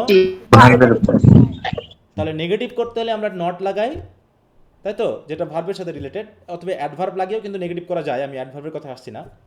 ইন্টারোগেটিভ সেন্টেন্সের ক্ষেত্রে আমাদের সাহায্যকারী ভার্ব লাগে। তাহলে নেগেটিভ সেন্টেন্স করতেও আমাদের সাহায্যকারী ভার্ব লাগবে, ইন্টারোগেটিভ করতেও আমাদের কি লাগবে? সাহায্যকারী ভার্ব লাগবে। তাহলে বাকি সব টেন্সেরই তো সাহায্যকারী ভার্ব আছে, তাই না? একদম এখান থেকে শুরু করে এগুলো, শুধু এইগুলোর কোনো সাহায্যকারী ভার্ব নেই। তাহলে যাদের কোনো সাহায্যকারী ভার্ব নেই তাদের ক্ষেত্রে আমরা কি আনি সাহায্যকারী ভার্ব হিসাবে? ধার করে ডু ভার্ব, তাই তো? ডু ভার্বের দুটো ফর্ম নিয়ে আসি, দেখো। তাহলে এর ভিতরে পাস্ট টেন্সের জন্য আমরা আনছি ডিড, আর প্রেজেন্ট টেন্সের জন্য আনছি কি? ডু অথবা ডাজ। এই যে থার্ড পারসন সিঙ্গুলার নাম্বার কথাটা আছে বলেই আমরা এর সাথে ডাজ এর কথাটা আনছি, তাছাড়া তো আনতাম না। আর যাদের সাহায্যকারী ভার্ব আছে এদের ওই সাহায্যকারী ভার্বই যথেষ্ট তাদের নেগেটিভ ইন্টারোগেটিভ করার জন্য। যেমন আমি যদি এখন একটা বলি যে আমি মনে করে বললাম হচ্ছে ওয়াক, এই সেন্সটাকে আমি নেগেটিভ করতে চাচ্ছি, তাহলে এই ভার্বটাকে আমি নেগেটিভ করতে চাচ্ছি, তাহলে কি লিখবো? Do not walk but does not do not অথবা But doesn't work. Does not walk আসবে, তাই না? আমি যদি এখন এটাকে পাস করতে চাই তখন কি করব? নেগেটিভ করতে চাই তখন দেখো ডিড, তাই তো? ডিড নট ওয়াক হবে না ওয়াক হবে? তো এটা যে ভার্ব প্রেজেন্ট ফর্ম। এইখানে খেয়াল করতে হবে, কারণ আমরা বলেছিলাম কি যে সবসময় প্রথম সাহায্যকারী ভার্বটা হবে ফাইনাইট। তাহলে এইখানে যে ওয়াকটা বসিয়েছি আমি, আর এইখানে যে ওয়াকটা বসিয়েছি, এদের ফর্ম কি? প্রেজেন্ট না বেজ? Base form. হ্যাঁ, এরাও কিন্তু বেস ফর্ম হয়ে গেছে বিআর ইনফিনিটিভে। তার মানে ডু ভার্বের পর ডু ভার্বকে নেগেটিভ করার জন্য আমরা যখন নিয়ে আসব তখন তারা টেন্সের চেহারা গ্রহণ করবে, তাই তো? এই সাহায্যকারী ভার্বগুলো টেন্সের চেহারা গ্রহণ করবে, কিন্তু তখন আমি তাদের পাশে আবার যে মূল ভার্বটা বসাবো সেই মূল ভার্বটা সবসময় হবে কি? বেস ফর্মে। ঠিক আছে তো? হ্যাঁ, একইভাবে যখন আমরা নেগেটিভ করতে চাই, এটা তো গেলই। এখন যদি আমি অ্যাম গোয়িং এটা নেগেটিভ করি তাহলে কি দাঁড়াবে? যা সাহায্য ভার্বটা আছেই, তার মাঝখানে আমি নট বসাই দিব, তাই না? তাহলে কি লিখব? নট বসাই দিলে জি স্যার। অ্যাম নট গোয়িং, তাই না? আর একটা বিষয় খেয়াল করতে হবে, নটটা সবসময় আমাদের কোন সাহায্যকারী ভার্বের সাথে যাবে? একটা সেন্টেন্সে তো অনেকগুলো প্রথম সাহায্যকারী ভার্ব। হ্যাঁ, প্রথমটার সাথে। যেমন বললাম কি শ্যাল হ্যাভ বিন গোয়িং, এখানে কয়টা সাহায্য ভার্ব আছে? স্যার চারটা। তিনটা। এত সাহায্য ভার্ব আছে কয়টা? তিনটা। চারটা ভার্ব আছে স্যার কিন্তু তিনটা। তিনটা। তাহলে আমি নটটা বসাবো কার সাথে? Shall স্যার not, শেয়ালের পরে। শ্যালের সাথে। shall not have been going. হ্যাঁ, শ্যাল নট হ্যাভ বিন, তাই তো? তাহলে এইভাবে কিন্তু আমরা বিষয়গুলোকে অ্যাড করছি। এখন বিষয়টা হলো এটাগুলো নেগেটিভ। নেগেটিভ মানেই নট যোগ করব, নটটা যোগ করব আমি প্রথম সাহায্যকারী ভার্বের সাথে, ঠিক আছে? এবং যেহেতু আমার পরবর্তী ভার্বের টেন্সের কোনো পরিবর্তন হচ্ছে না, অতএব পর যা যা আছে আমি বসাই দিব এটা। এখন এটা গেল নেগেটিভ কথা। এখন যদি আমি ইন্টারোগেটিভ করতে চাই, আমি কিন্তু শর্টকাটে আলোচনা করছি বিষয়গুলোকে, হ্যাঁ, একটু শর্টে আলোচনা করছি। এখন যখন আমরা কোনো ইন্টারোগেটিভ সেন্টেন্স তৈরি করতে চাই তখন আমাদের কি করতে হয়? সাবজেক্টের আগে একটা সাহায্য ভার্ব নিয়ে আসতে হয়, তাই না? একটা ইনভার্ব করতে হয়, বিশেষ করে ইয়েস নো কোশ্চেন বা ডাব্লিউএস কোশ্চেনের ক্ষেত্রে যদি সাবজেক্টের প্রশ্ন না হয় তখন আমরা করি কি? ওই সাহায্যকারী ভার্বটাকে আমরা সাবজেক্টের আগে নিয়ে আসি। যেমন এই সেন্টেন্সটাকে যদি আমি একটু ধরি, যে আমি এটাকেই এখানে নিয়ে এসে করব কি, যে I shall have been going there, এটাকে একটা ইন্টারোগেটিভ করব, তাহলে কি লিখবো আমি? Sir shall I have Shall been I going. have been going there? শ্যালটাকে আমি করব কি? জাস্ট সাবজেক্টের আগে নিয়ে চলে যাব, তাই তো? আর এখানে একটা প্রশ্নবোধক চিহ্ন দিয়ে দেবো, তাহলে একটা ইয়েস নো কোশ্চেন আমাদের হয়ে গেল। যদি এখানে নেগেটিভ অ্যাফার্মেটিভ ব্যাপার আছে আমি পরে কথা বলবো। এখন আমরা শুধু একটু কাঠামোটা দেখি যে কিভাবে আমাদের সাহায্যকারী ভার্বগুলো আমাদেরকে সাহায্য করছে। এখন যেখানে আমাদের কোনো সাহায্যকারী ভার্ব নাই, যেমন হচ্ছে কি আই, মনে করো বললাম আই ওয়াক ফর 10 মাইলস, আমি 10 মাইল মতো হেঁটেছিলাম, তাহলে এখানে তো কোনো সাহায্যকারী ভার্ব নাই, তাহলে আমি কি করব? স্যার ভার্ব তাহলে কি লিখবো? আমি এখানে ডিড নিয়ে আসবো, তাই না? হ্যাঁ, তাহলে আমি করব কি? এই জায়গাতে কি আনবো? ডিড প্রথমে, নাকি? ডিড। G sir. তারপরে এই ওয়াকটা কি ওয়াকই থাকবে? না স্যার, না ওয়াক স্যার ওয়াক ওয়াক হয়ে যাবে। হ্যাঁ, এই জায়গায় একটু Best সবাই খেয়াল friend. করো, না বুঝলে বলবা কিন্তু, এটাকে অনেকে ভুল করো যে আমি যখন একটা subject verb do does did এনে ফেলবো তখন কিন্তু এখানে আর তার টেন্স রাখা যাবে না, তখন একে আমাকে বেয়ার ইনফিনিটিভ করে ফেলতে হবে। বেয়ার ইনফিনিটিভ মানেই হচ্ছে বেস ফর্ম। বেস ফ্রম হ্যাঁ, দিয়ে এখানে একটা কি দিব, আমি একটা প্রশ্নবোধক চিহ্ন দিব। তাহলে দেখো সাহায্যকারী ভার্ব আমাকে কিভাবে দুটা মানে টেন্স জানা মানে আমি মোটামুটি ইন্ট্রোগেটিভ এবং নেগেটিভগুলো করতে পারবো। এছাড়াও যেহেতু মডেল ভার্ব আছে, মডেল ভার্বের পরে কথা আসবে, টেন্স পরবর্তী কথা মডেল ভার্বে আসবে, কারণ ওগুলো আরও বেশি গুরুত্বপূর্ণ নিজের বিভিন্ন মুড প্রকাশ করার জন্য। কারণ টেন্স দ্বারা আমরা মুড প্রকাশ করি না, জাস্ট কাল প্রকাশ করি, কোন সময় হয়েছে কাজটা সেটা প্রকাশ করি শুধু টেন্স দ্বারা। কিন্তু মুড বা মোডাল ভার্বগুলো দ্বারা আমরা আমাদের এক্সপ্রেশনগুলোকে দিই, আমাদের বিশেষ বিশেষ কথাগুলোকে আমরা অ্যাড করি যেগুলো টেন্স দিয়ে প্রকাশ করা সম্ভব হয় না। ঠিক আছে, এইভাবে আমরা কি করছি, এই টেন্সের সাহায্যকারী ভার্বগুলো দিয়ে আমরা হয় নেগেটিভ আর না হয় ইন্ট্রোগেটিভ সেন্টেন্স আমরা গঠন করতে পারি। ঠিক তো? দেখো টেন্সের কত বড় কাজ, সাহায্যকারী ভার্বগুলোর কতগুলো কাজ। হ্যাঁ। আচ্ছা, সবাই কি আমরা বুঝলাম তো নাকি? জি স্যার। আচ্ছা, এইবারে আসি আমাদের মূল কাজে। মানে আমরা কখন কোন টেন্সটাকে ইউজ করব। তাই তো এখানে কিন্তু আমরা অনেক রকমের ব্যবহার পাই, সেই প্রত্যেক রকমের ব্যবহার তোমাকে জানতে হবে। এখন শুধু স্যার একটা জানলে হবে না, হ্যাঁ তুমি ভাষা ইউজ করতেছো, তোমাকে একটা জানলে হবে না, তোমাকে একটা পার্টিকুলার টেন্স দিয়ে কি কি ধরনের অর্থ প্রকাশ করা যায়, কি কি ধরনের সেন্স প্রকাশ করা যায়, সেগুলো তোমাকে সবগুলোই জানতে হবে। তুমি একটা না জানলেই সেটা তুমি ব্যবহার করতে পারবে না। অতএব ভাষার ক্ষেত্রে কোনো ইম্পর্টেন্ট বলে কথা নেই, কথা হচ্ছে তোমাকে কমপ্লিট একটা সেন্স নিতে হবে। তো সেটাই কিন্তু আমাদের এখানে বলা হয়েছে। দেখো এগুলো নিয়ে আমি কথা বলছি না, এগুলো তোমরা জানো, এগুলো জাস্ট এইভাবে দেখানো হয়েছে, তোমরা সেগুলো একটু ভালো করে পড়ে নিবা। প্রেজেন্ট ইনডেফিনিট টেন্স, এইটার ক্ষেত্রে আমরা এই প্রেজেন্ট ইনডেফিনিট টেন্সটাকে আমরা কোন কোন কাজে ইউজ করতে পারি, কোন কোন তথ্যে আমরা ব্যবহার করতে পারি? অনেক সময় বাংলাতে বলে না। হ্যাঁ দেখো এখানে সুন্দর করে বলে দেওয়া আছে নাকি, যে যেমন বলছি কি বর্তমান কালে সচরাচর হয় এরূপ যে কোনো কাজ বর্তমানে হয়, অভ্যাসগত কাজ বা নৈমিত্তিক কাজ, চিরন্তন সত্য বা ঐতিহাসিক সত্য বা বৈজ্ঞানিক সত্য, তারপর হচ্ছে নিকট ভবিষ্যৎ। এই সেন্সগুলো প্রধানত আমরা ইনডিফিনিট টেন্স দিয়ে প্রকাশ করি। ঠিক আছে, তাহলে বর্তমান কালে সচরাচর হয়, বর্তমান কালেই হয় মানে যখন প্রেজেন্ট সেই সময়ই হয়, এরকম কি কি কাজ আছে সেইগুলোই আমরা ব্যবহার করি। হ্যাঁ, যেমন আমি, তাই তো আমার ক্ষেত্রে যদি বলি বর্তমানে আমি যখন কথা বলছি সেই সময়টাকে বর্তমান ধরে আমার যে কাজগুলো জেনারেলি হয়ে থাকে সেইগুলোকে আমরা বলছি কি প্রেজেন্ট। মানে ওই মুহূর্তে ঘটছে কাজটা এমন না, ওই মুহূর্তে হচ্ছে, তখন আমরা কোন টেন্স বলি বলো তো? ওই মুহূর্তে হচ্ছে, প্রেজেন্ট কন্টিনিউয়াস। এই যে মনে করো আমরা এখন ক্লাস নিচ্ছি, এখন আমি ক্লাস নিচ্ছি, আমি যে কথা বলতেছি এটা কোন টেন্সে আছে? কন্টিনিউয়াস। হ্যাঁ মানে আমি কথা বলছি, তাই তো আমি কথা বলছি। আরেকটা জিনিস আমরা বলি কি প্রেজেন্ট ইনডিফিনিট টেন্স মানে যখন যে কাজটা হয় সেই সময়ে ঘটে এমন সেন্স বোঝাতে। যেমন ভাত খাওয়ার সময় আমি পানি পান করি, তাই তো ভাত খাওয়ার সময় আমি পানি পান করি, তো এটা কি যখন ভাত খাই তখনই প্রেজেন্ট টেন্স এবং ওই সময়ে ঘটে, তাহলে কি আমি প্রেজেন্ট টেন্স বলবো না ওটাকে, যে আমি পানি পান করি ভাত খাওয়ার সময়? তার বললাম ঘুমানোর সময় আমি লাইট বন্ধ করি, অফ করি, এটা কোন টেন্স হবে? প্রেজেন্ট টেন্স হবে। Full indifferent. হ্যাঁ, এখন তুমি এটাকে অভ্যাসগত কাজের মধ্যেও আনতে পারো বা নৈমিত্তিক, ওই একই কথা কিন্তু, দেখো সবগুলো ঘুরে ফিরে একই কাজ, অভ্যাসগত কাজ, নৈমিত্তিক কাজ বা বর্তমান সময়ে যে কাজগুলো হয় সেগুলো সেন্স একই। ঠিক আছে, তো সে যখনই আসে তখনই আমার জন্য গিফট নিয়ে আসে, কোন টেন্স হবে? ওই যে প্রেজেন্ট সময় ইনডিফিনিট আসে। অভ্যাসগত। হ্যাঁ মানে হচ্ছে কি এটা কি অভ্যাস?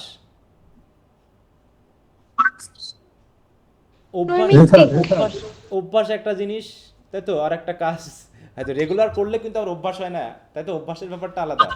হ্যাঁ, এটা আমরা বলতে পারি কি যে বর্তমান সময়ের সাথে যে কাজটা রিলেটেড সেই কাজ অর্থে বলতে পারি, যে যখনই সে আসে মানে আসা কাজটা বর্তমান, ঠিক ওই সময়ের গিফট আনাটাও বর্তমান, এরকম সেন্স। ঠিক আছে, তো যাই হোক আমরা এই ব্যাপারটা খেয়াল করব।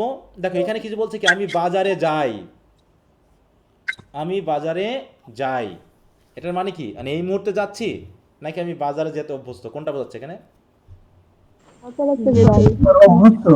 হ্যাঁ, দুটাই বোঝাতে পারে। এখন তুমি যেটার মিনিং দিবা, তুমি যে কাজে লাগাবা সেটাই হবে। এটা তুমি শুধু বাংলায় হয়তো বা মিলে যাচ্ছে, এই তুই কই যাস, বললাম বাজারে যাই, মানে ওই মুহূর্তে সে বাজারে যাচ্ছে, তাহলে কোন টেন্স হবে?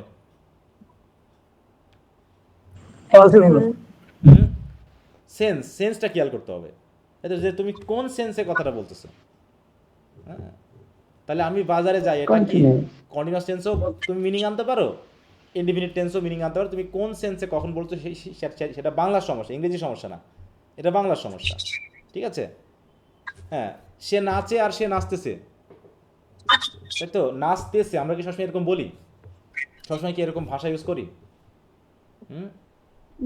অতএব আমি বলতেছি কি, যে তোমরা বাংলা দিয়ে বিবেচনা করবে না, সবসময় সেন্স দিয়ে বিবেচনা করবা, যে আমি যে কথাটা বলেছি বা সে যে কথাটা বলছে, সেই কথোপকথনের খাতিরে সে কি সেন্সে বলতেছে সেইটা আমাদেরকে খেয়াল করতে হবে। ইংলিশের ক্ষেত্রে এটা সমস্যা হয় না, বাংলার ক্ষেত্রে সমস্যাটা হয়। যে ইংলিশের ক্ষেত্রে তো একটা গঠন থাকে যেটা দিয়ে আমরা সহজে বুঝতে পারি যে এটা কোন টেন্স। তার মানে বর্তমান কালের যে কোনো কাজ। এরপর হচ্ছে আরেকটা বিষয় রয়েছে, বলছে ঐতিহাসিক সত্য বা হচ্ছে চিরন্তন সত্য। চিরন্তন সত্য তো আমরা বুঝি নাকি, যেগুলো সবসময়ের জন্যই ঘটছে, যেটা কখনো মিথ্যা হবে না। কি কি বলো তো, honest is the best policy নাকি? তারপর হচ্ছে কি, সূর্য পশ্চিম দিক, সূর্য ওঠে নামে ইত্যাদি ইত্যাদি, যেটা আমরা বলি সেগুলো তো আমরা সবাই পরিচিত। আরেকটা গুরুত্বপূর্ণ কথা আছে, সেটা হলো সাহিত্যের ক্ষেত্রে, যেটা আমরা ইংরেজি সাহিত্য পড়া স্টুডেন্টরা একটু মিস করে ফেলি। এই জায়গাতে আমরা পাস্ট প্রেজেন্ট মিলিয়ে ফেলি অনেক সময়, এখানেই সমস্যাটা। যখন আমরা সাহিত্য পড়তেছি তখন ধরে নিব যে ওটা বর্তমান, তাই তো। আমরা যখন হ্যামলেট পড়তেছি বা আমরা যখন ম্যাকবেথ পড়তেছি বা আমি যখন ম্যাকবেথের কথা লিখতেছি, তখন কি বলবো যেটা অতীতে ঘটে গেছে, নাকি আমরা আমরা অনেক সময় প্রেজেন্ট টেন্স দিয়ে প্রকাশ করতে পারি ওগুলো? বলো। আমরা কিন্তু প্রেজেন্ট টেন্স দিয়ে ওগুলো লিখতে পারি। সাহিত্যের ক্ষেত্রে আমরা প্রেজেন্ট টেন্স দিয়ে কিন্তু লিখতে পারি, বুঝতে পেরেছো? যদিও ঘটনাগুলো, কারণ কি, এই যে shall I compare thee to a summer's দিয়ে যখন লিখছি বা পড়তেছি, তখন ঘটনাটা কি মনে হচ্ছে না যে বর্তমান? বলো তো, বর্তমানে কথা বলছে। এই জন্য আমরা সাহিত্যের ক্ষেত্রে যে কথাগুলো বলবো, হয় তুমি প্রেজেন্ট টেন্সে লিখলে পুরোটা প্রেজেন্ট টেন্স দিয়ে লেখো, প্রেজেন্ট পারফেক্ট, প্রেজেন্ট এরকম, তবে সেন্স অনুসারে পাস্ট টেন্সও চলে যেতে পারে। কিন্তু এমনটা যেন না হয় যে একটু মিউট রাখো, কারো সাউন্ড আসছে যে চিক একটা ইয়া করে। হ্যাঁ হ্যাঁ, এমনটা তো না হয় যে তুমি একবার পাস্ট ইউজ করতেছো আর একবার প্রেজেন্ট ইউজ করতেছো, এই জায়গাটা কিন্তু আমাদের ঝামেলা হয়ে যাবে। যেমন শেক্সপিয়ার লিখেছে, এটা কি তুমি পাস্ট টেন্সে লিখবা না প্রেজেন্ট টেন্সে লিখবা? কোনটা লিখলে ভালো হবে? সনেট 18 লিখছে, শেক্সপিয়ার সনেট 18 লিখেছেন। কিসের উপর ভিত্তি করে? এই ভিত্তি। তো আমরা কিসে লিখি? অধিকাংশ ক্ষেত্রে প্রেজেন্ট টেন্সে লিখছি, প্রেজেন্ট পারফেক্ট টেন্সে, তাই না? প্রেজেন্ট পারফেক্ট টেন্সে লিখতেছি। হ্যাঁ, তো এই জায়গাগুলোতে একটু খেয়াল করবা যে যেন মিক্সড না হয়। আমরা এগুলো লিখবো, তখন আমরা এই টেন্সের ব্যবহারটা আসবে। আমি জাস্ট আগে পরিচয়টা আরও ভালো মতো করে নিচ্ছি। তাহলে আমরা এখানে পেলাম আরেকটা গুরুত্বপূর্ণ সবচেয়ে বড় কথা হলো যে নিকট ভবিষ্যৎ। নিকট ভবিষ্যৎ বলতে আসলে কি বোঝায়? মানে খুব কাছাকাছি সময় ঘটতে যাচ্ছে ভবিষ্যতে। তখন আমরা ফিউচার টেন্স ইউজ না করে আমরা কিন্তু প্রেজেন্ট ইনডেফিনিট টেন্স ইউজ করে থাকি। ঠিক আছে, বলছে নিকটস্থ ভবিষ্যৎকালের কোনো কাজও প্রেজেন্ট টেন্সে প্রকাশ করা যায়। এক্ষেত্রে হয়তো ভার্ব দিয়ে টেন্স প্রকাশিত হচ্ছে না, কিন্তু তার যে অ্যাডভার্ব থাকবে ওই অ্যাডভার্ব দিয়েই কিন্তু টেন্সটা প্রকাশিত হয়ে যাচ্ছে। ঠিক আছে, যেমন I shall go to Dhaka, এটা কোন টেন্স? Future tense. আমি যদি বলি আই গো টু ঢাকা, এটা কোন টেন্স?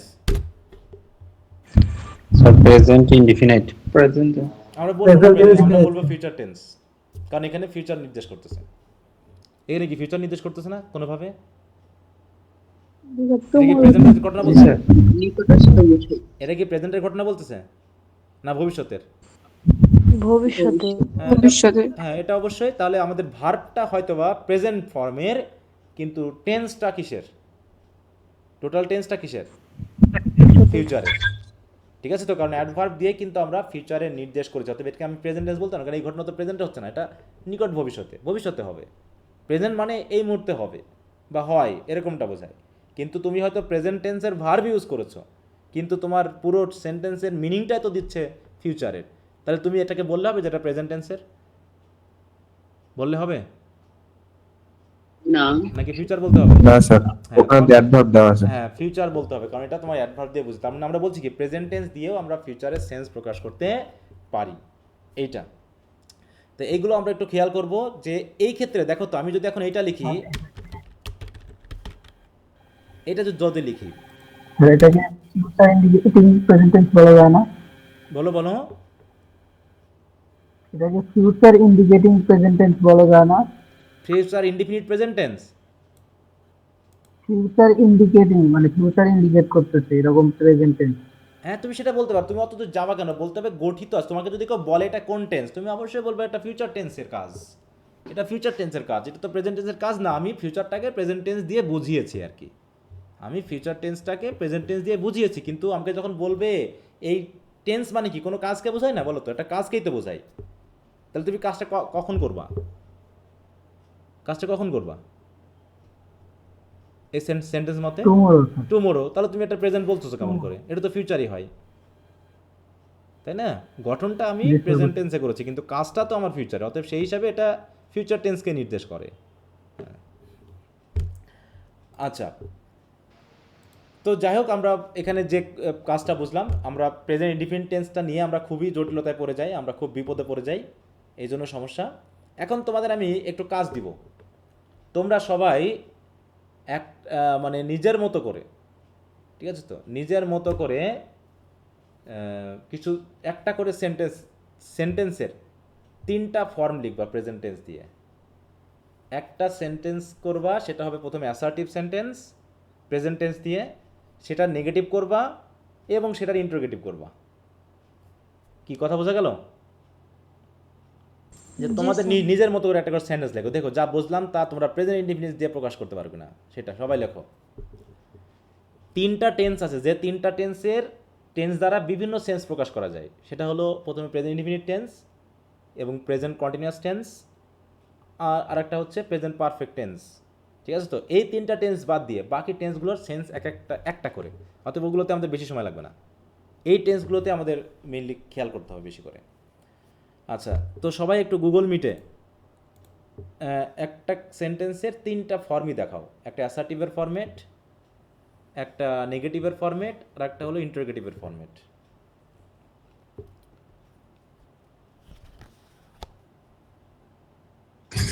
স্যার শুধু কি প্রেজেন্ট ইনডিফিনিট ইউজ করে? হ্যাঁ প্রেজেন্ট ইনডিফিনিট টেন্স ইউজ করো, আমরা অন্য টেন্সটা পরে করতেছি।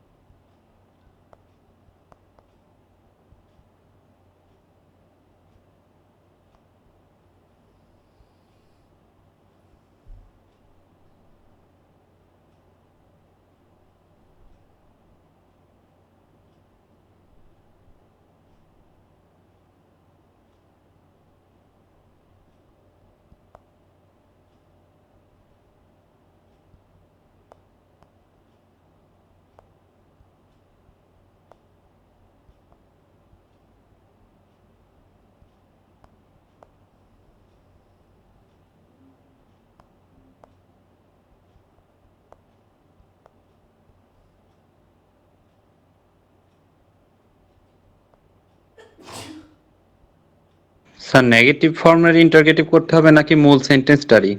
মূল সেন্টেন্সটারই করবা, আর নেগেটিভ ইন্টারোগেটিভ করতে পারো, তত কোনো সমস্যা না।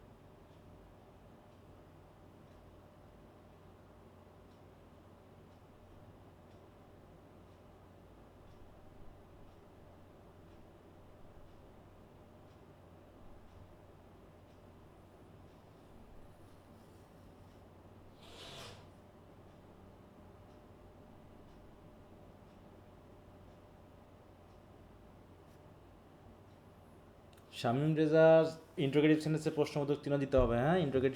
ইন্টারোগেশন মার্ক বাদ গেছে তোমার। Do I write a letter?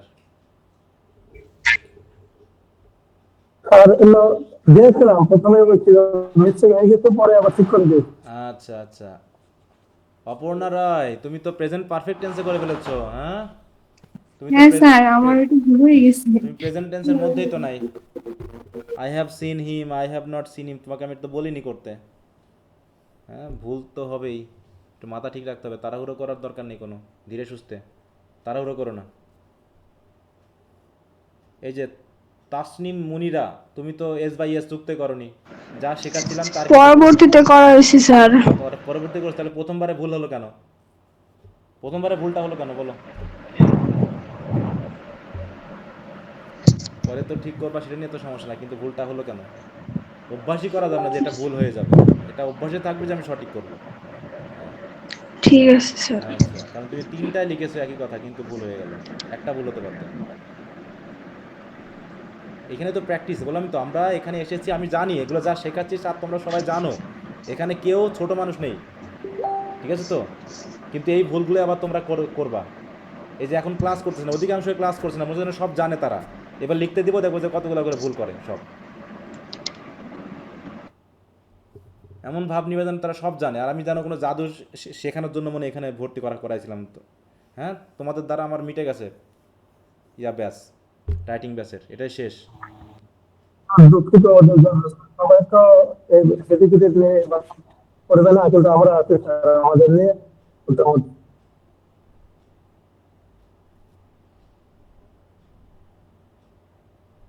প্রত্যেককে বলে দেওয়া হয়েছিল যে এখানে যুক্ত হতে হলে তোমাকে প্র্যাকটিস করার জন্য থাকতে হবে, ক্লাসে থাকতে হবে। নোট লিখে দেওয়া হয়েছে ওই জায়গায়। শখে টাকায় মনে কামড়াচ্ছিল সবার, হ্যাঁ। কি করতে পারে যারা মানে আজকাল থাকবে? জি স্যার, এইভাবে তো আমাদের ফার্স্ট ইয়ারে আমাদের যে ব্যবস্থা করেছিলেন সেটাও তো আবার ওইভাবে বন্ধ হয়ে যায়। মিথিলা রায়, দেখেছো যে ভুল বললাম সেই ভুল তুমি করেছো কিন্তু। মিথিলা ছন্দা আছো? বলো মিথিলা ছন্দা, আছো তুমি?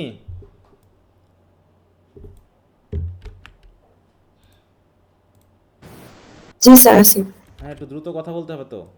এখানে তুমি কি ভুল করেছো আমাকে একটু বলো। এখানে কোন ভুল? ডাস দিয়েছে, হ্যাঁ বলো। ডাস দিয়ে আর পরে স্যার ভার্বের সাথে এস দিয়েছে। হ্যাঁ, তাহলে এটা তো ভুল, জানো তো। তাহলে এটা বারবার বলার পরেও মিসটা কিন্তু হয়ে গেছে। টাইপিং মিস্টেক হয়েছে স্যার। এগুলো বলছি, কিন্তু এগুলো ভুল আমরা দেখি।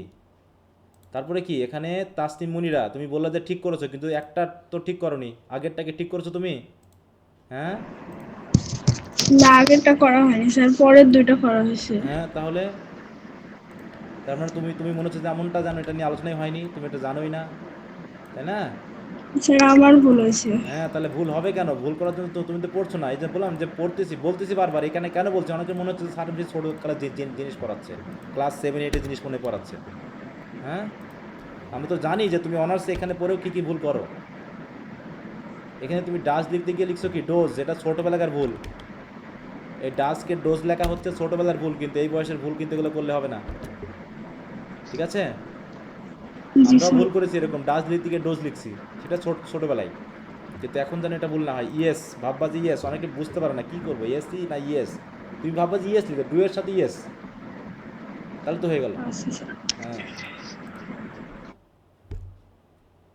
বুঝলেন তো? এখন তো তোমাদেরকে মানে লেকচার চলতেছে বেশি, এই 1-1.5 মাস লেকচার চলবে, তারপর থেকে যখন লিখতে হবে তখন কিন্তু ধৈর্য ধরে ক্লাসে থাকলে, তোমাদের এখনই আমি ক্লাসে পাচ্ছি না, আমি তখন প্র্যাকটিস করাবো কি করে? আমি তো এখনই হতাশ হয়ে গেছি, হ্যাঁ। তোমরা এখনই ক্লাস নিতে, যখন আমি তোমাদের লেখাবো তখন তো তোমরা ক্লাসই থাকবে না, তাহলে সে আলটিমেটলি রাইটিংয়ের কী দরকার ছিল এই জায়গায়? বলো তো, তোমরাই বলো, আমাকে বলো, তোমাদের কি মনে হয়, হ্যাঁ, যে আমি কি পারবো শেখাতে? তোমরা তো পিছলাচ্ছ। স্যার আমরা সবাই তো থাকবে যে কি দরকার ছিল যুক্ত হওয়ার এখানে?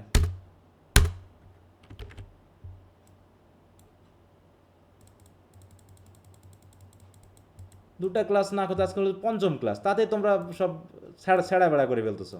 হ্যাঁ,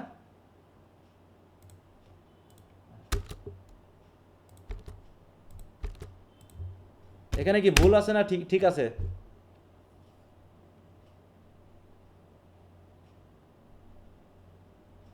স্যার নেগেটিভ এখানে নাই। সেকেন্ডটা ভুল, হি ডাজ নট স্লে। নটটা এর পরে যাবে। আরিফা, মিতু, আরিফা, তুমি আসলে কি করছো আমাকে একটু বুঝিয়ে দাও। আরিফা আছো? আরিফা, জি, স্যার, আছি। কথা বলো। তুমি কি একটা অ্যাফার্মেটিভ এবং দুইটা কি করেছো, ইন্টারোগেটিভ করেছো, নাকি কোনোভাবে ঠিক করেছো না ভুল হয়েছে আমি ঠিক বুঝি না, এই জন্য তুমি বলো যে তুমি আসলে বুঝে করেছো না না বুঝে করেছো। এইটা কি হয়েছে?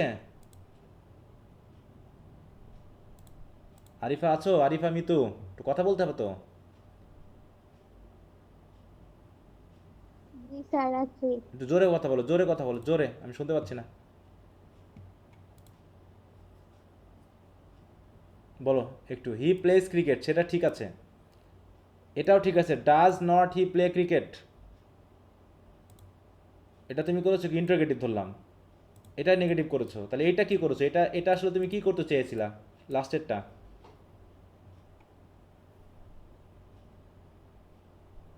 হয়তো একটু ইন্টারোগেটিভ করতে চাইছিল শুধু। একটু দ্রুত রেসপন্স করতে হবে তো। দ্বিতীয়টা তোমার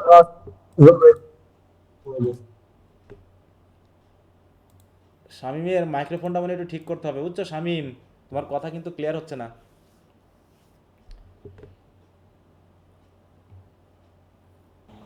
জি স্যার, এবার বুঝে যাচ্ছে?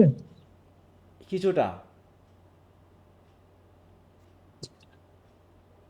আমি তো আপনার কথা ভালো স্পষ্ট বুঝতে পারছি, হ্যাঁ, কিন্তু এটা তোমার মাইক্রোফোনের সমস্যা, যে এই জন্য তোমার কাছে কণ্ঠটা একটু গম্ভীর হচ্ছে আর স্পষ্ট হচ্ছে না।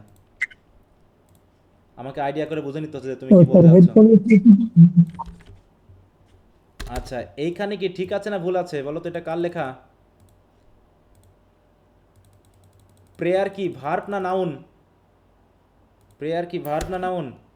নাউন। নাউন। হ্যাঁ, প্রেয়ার ভার্ব। এটা কার ছিল? না স্যার। এটা হচ্ছে হুমায়রা, হিমু, হুমু, হুমু। আছো হুমায়রা? জি স্যার।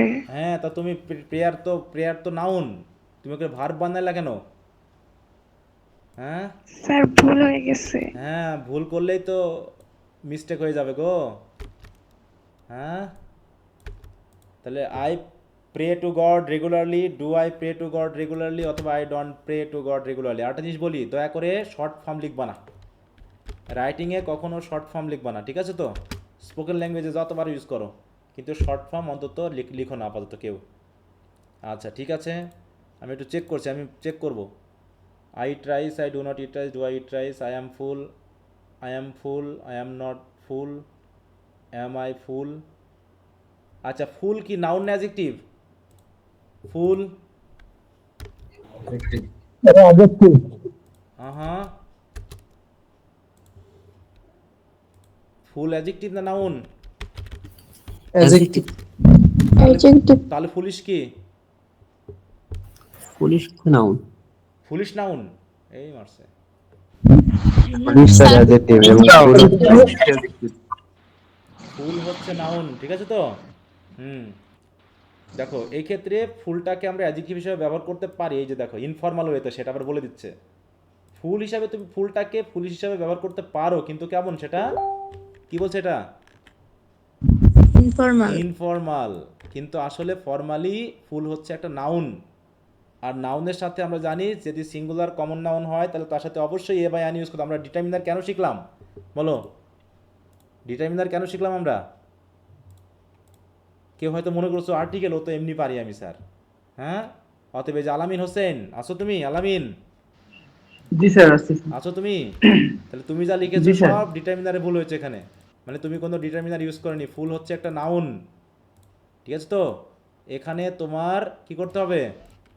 একটা আর্টিকেল ইউজ করতে হবে। I am a fool, I am not a fool, এটা কিন্তু একটা বড় মিস্টেক, মনে করুন এটা ভুল না।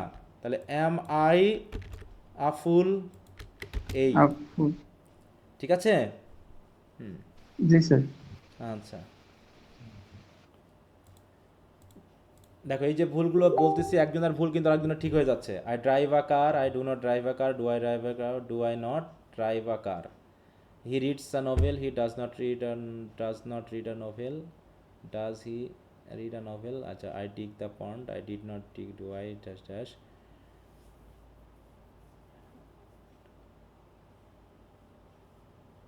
ওকে, তো অনেকেই লিখেছো, অনেকে লেখনি, আর ক্লাসে উপস্থিতি এত খারাপ, সুযোগ থাকলে আমি বাদ দিয়ে দিতাম। আচ্ছা, তো যাই হোক, এখন আমরা চলে আসব প্রেজেন্ট কন্টিনিউয়াস টেন্সে। এখানে আমরা একটু সময় দিব, কারণ এখানেও আমাদের আছে কি নিকট ভবিষ্যৎ। দেখো এখানেও কিন্তু নিকট ভবিষ্যৎ আছে কি না? প্রেজেন্ট কন্টিনিউয়াস টেন্সে। হ্যাঁ, তাহলে প্রেজেন্ট কন্টিনিউয়াসে কি কি অর্থে ব্যবহার করা হয়? সব তেসি এসব বাদ দিবা। এসব বাংলা দিয়ে আমরা টেন্স চিনবো না, আমরা টেন্স চিনবো সেন্স দিয়ে। যে আসলে আমি কি আসলেই বোঝাতে যাচ্ছি যে কন্টিনিউয়াস কিনছে, বা যে কথা বলতেছে সে কোন সেন্সে কথা বলতেছে, এটা দিয়ে আমরা বুঝবো। ঠিক আছে, তাহলে প্রথমে হচ্ছে কি, দেখো নিকট ভবিষ্যৎ মানে আমি একটা কাজ করছি, বলছি he will come tomorrow, he is coming tomorrow, দুটা সেন্টেন্সই ঠিক। I am coming back soon, আমি খুব শীঘ্রই ফিরে আসতেছি। I shall come back soon, আমি খুব শীঘ্রই ফিরে আসবো। He is sitting for the examination this year, সে এবছরে পরীক্ষা দিবে। দেখো সিট ফর মানে পরীক্ষা দেওয়া, he is sitting for the exam this year, অথবা he will sit for the examination this ইয়ার। এটা একটু মাথায় রেখো, আমি ধরিয়ে দিলাম। ঠিক আছে, তো অতএব নিকট ভবিষ্যৎ বোঝাতে আমরা ফিউচার ইনডিফিনিট টেন্সও ইউজ করতে পারবো, আবার প্রেজেন্ট ইনডিফিনিট টেন্স ইউজ করতে পারবো, আবার প্রেজেন্ট কন্টিনিউয়াস টেন্সও ইউজ করতে পারবো। ঠিক আছে, তো বলছে প্রেজেন্ট কন্টিনিউয়াস টেন্স দিয়ে ফিউচার টেন্সকে বোঝাতে হলে সময়ের উল্লেখ করতে হবে, তাছাড়া হবে না। মানে সময়ের উল্লেখ থাকলে আমরা বুঝতে পারবো। সেক্ষেত্রে হবে কি, সুন, দিস ইয়ার বা এই জাতীয় যেগুলো খুব কাছাকাছি, ঠিক আছে তো, সময় এইগুলোকে নির্দেশ করতে হবে। তারপর হচ্ছে দ্বিতীয়ত হচ্ছে ইদানিং কাজটি হচ্ছে এমন, কোন একটা কাজ হচ্ছে, এই মুহূর্তে ঘটছে না, এই মুহূর্তে ঘটছে না, কিন্তু ইদানিং আমি করছি কাজটা, এরকম। বুঝতে পেরেছো? তাহলে মনে করো তুমি কাউকে জিজ্ঞাসা করছো যে তোমার বন্ধু এখন চায়ের দোকানে বসে গল্প করতেছে, তুমি আর তোমার বন্ধু চায়ের দোকানে বসে মনে করো গল্প করতেছো, করতে করতে তুমি তাকে জিজ্ঞাসা করলে তুমি এখন কি করতেছো, তখন সে বললো I am working in the nearby factory, আমি একটা নিকটবর্তী ফ্যাক্টরিতে কাজ করতেছি।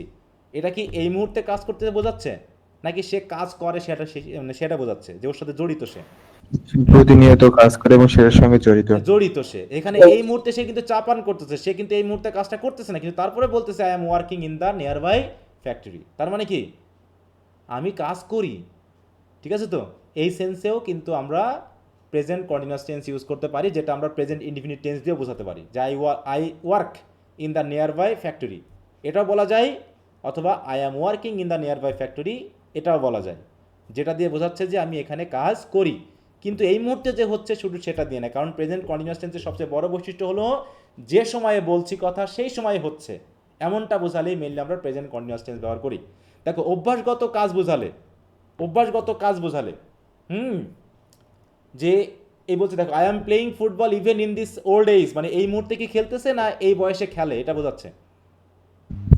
এই বয়সে মানে সে ঘরে বসে তার নাতিকে বলতেছে যে আমি এই বয়সেও কিন্তু ফুটবল খেলা করি, বুঝতে পারছো, মানে খেলছি এরকম অর্থে, মানে এই মুহূর্তে খেলছি না কিন্তু আমি খেলি। তাই বলছে, দেখো I am playing football even in this old age, মানে এই বুড়ো বয়সেও ফুটবল খেলছি, ঠিক যে এখন খেলছি তা নয়, কিন্তু অনেক আগের অভ্যাস এখনও চলছে, এইটা বোঝাতেও আমরা প্রেজেন্ট কন্টিনিউয়াস টেন্স ইউজ করতে পারি। অথবা কোনো বিশেষ কাজ হাতে নেওয়া হয়েছে কিন্তু এখনও চলছে, শেষ হয়নি, এমন বোঝালে আমরা প্রেজেন্ট কন্টিনিউয়াস টেন্স করি। যেমন I am reading a novel by Rabindranath Tagore, মানে এই মুহূর্তে পড়ছি না, কিন্তু পড়া শুরু করেছি অলরেডি, কিন্তু এখনও শেষ হয়নি। ঠিক আছে, তো যে now I am reading a novel by Rabindranath Tagore, মানে নভেলটা এখন পড়ে আছে, এখন পড়ছি না, কিন্তু তারপরে বলতেছি কি আমি পড়ি, বা আমি এই মুহূর্তে পড়ছি, মানে এই মুহূর্তে না, কিন্তু আমি পড়াটা চালাচ্ছি। হ্যাঁ, এরকম আর কি বিষয়টা, কি কথা বুঝতে পেরেছ? তাহলে এই যে আমরা চারটা বিষয় পেলাম, কি কি বিষয় পেলাম ভালো করে খেয়াল করতে হবে। যে প্রথমত হলো কি নিকট ভবিষ্যৎ, নাকি প্রথমটা কি কন্টিনিউয়াস টেন্সে নিকট ভবিষ্যৎ, তারপরে কি কোনো কিছুর সাথে জড়িত, হ্যাঁ কোনো কিছুর সাথে আমি জড়িত, এই মুহূর্তে জড়িত আছি। আর একটা হলো অভ্যাসগত কাজ। ঠিক আছে, তো আমি এই মুহূর্তে ঠিক যে মুহূর্তে বলছি ওই মুহূর্তে কাজটা হচ্ছে না, কিন্তু বর্তমানে কাজটা আমি করি, এরকমটা বোঝাতে অভ্যাসগত কাজ, যেটা আমরা প্রেজেন্ট ইনডিফিনিট টেন্স দিয়ে বুঝি। আর্ট হচ্ছে বিশেষ কোনো কাজ হাতে নেওয়া হয়েছে, কিন্তু এই মুহূর্তে করছি তা নয়, কিন্তু কাজটা এখনও শেষ হয়নি। ঠিক আছে, আমি করি রেগুলারলি করি, এরকম বোঝাতে আমরা কন্টিনিউয়াস টেন্স কিন্তু ইউজ করছি। এই জায়গাগুলোকে আমাকে ভালো করে গুরুত্ব দিতে হবে। দেখো সবাই বুঝতে পেরেছো কি না? হ্যাঁ।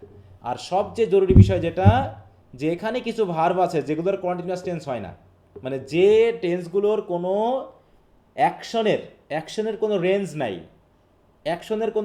নাই, সেই ক্ষেত্রে আমরা প্রধানত এই কাজটা হচ্ছে এই মুহূর্তে, কিন্তু তারপরেও তার কোনো রেঞ্জ বলা যাবে না। ঠিক আছে তো? তাহলে সেই ক্ষেত্রে আমরা কন্টিনিউয়াস টেন্স ইউজ করি না। হ্যাঁ, বুঝতে পারছি? এইগুলো প্রধানত হয় সেন্সুয়াল যে অ্যাক্টিভিটিগুলো, সেন্স রিলেটেড যে অ্যাক্টিভিটিগুলো। ঠিক আছে তো? সেন্স রিলেটেড, সেন্স বা পজেশন, হ্যাঁ, ভার্ব অফ পজেশন বা ভার্ব অফ সেন্স, হ্যাঁ, এরকম যেগুলো হচ্ছে নন কনক্লুসিভ। এই জায়গাটা তাহলে এখানে তোমরা একটু দেখে নিবা যে কিছু কিছু ভার্ব আছে যেটা বলা হচ্ছে যেগুলোর কন্টিনিউয়াস টেন্স হয় না, সেগুলো সবসময় আমরা প্রেজেন্ট টেন্স দিয়েই মেইনলি করে থাকি। এবার নেগেটিভ অ্যাফার্মেটিভ তো একই জিনিস, আমরা তো বুঝলাম, তাই না? নেগেটিভ করতে হলে কী করতে হবে? এখানে কি আমার নতুন করে ডুডা জাস্ট আনতে হবে, না এখানে যে সাবজেক্ট ভার্ব আছে এটা দিয়ে হয়ে যাবে? বলো তো। এই যে এখানে দেওয়া আছে, এটা আমি আর তোমাদের করাচ্ছি না, এই বইয়ে তোমরা অলরেডি পড়েছো, আমি জাস্ট একটু এক্সপ্লেন করতেছি বিষয়গুলোকে। ঠিক আছে তো? এগুলো দেখো সব এখানে দেওয়া আছে, তোমরা যেভাবে পড়বা সেটা হয়ে যাবে। এবার হচ্ছে প্রেজেন্ট পারফেক্ট টেন্স, তো আমাদের একটাই সেন্স, সেটা কি? প্রেজেন্ট পারফেক্ট টেন্সের কাজটা কি?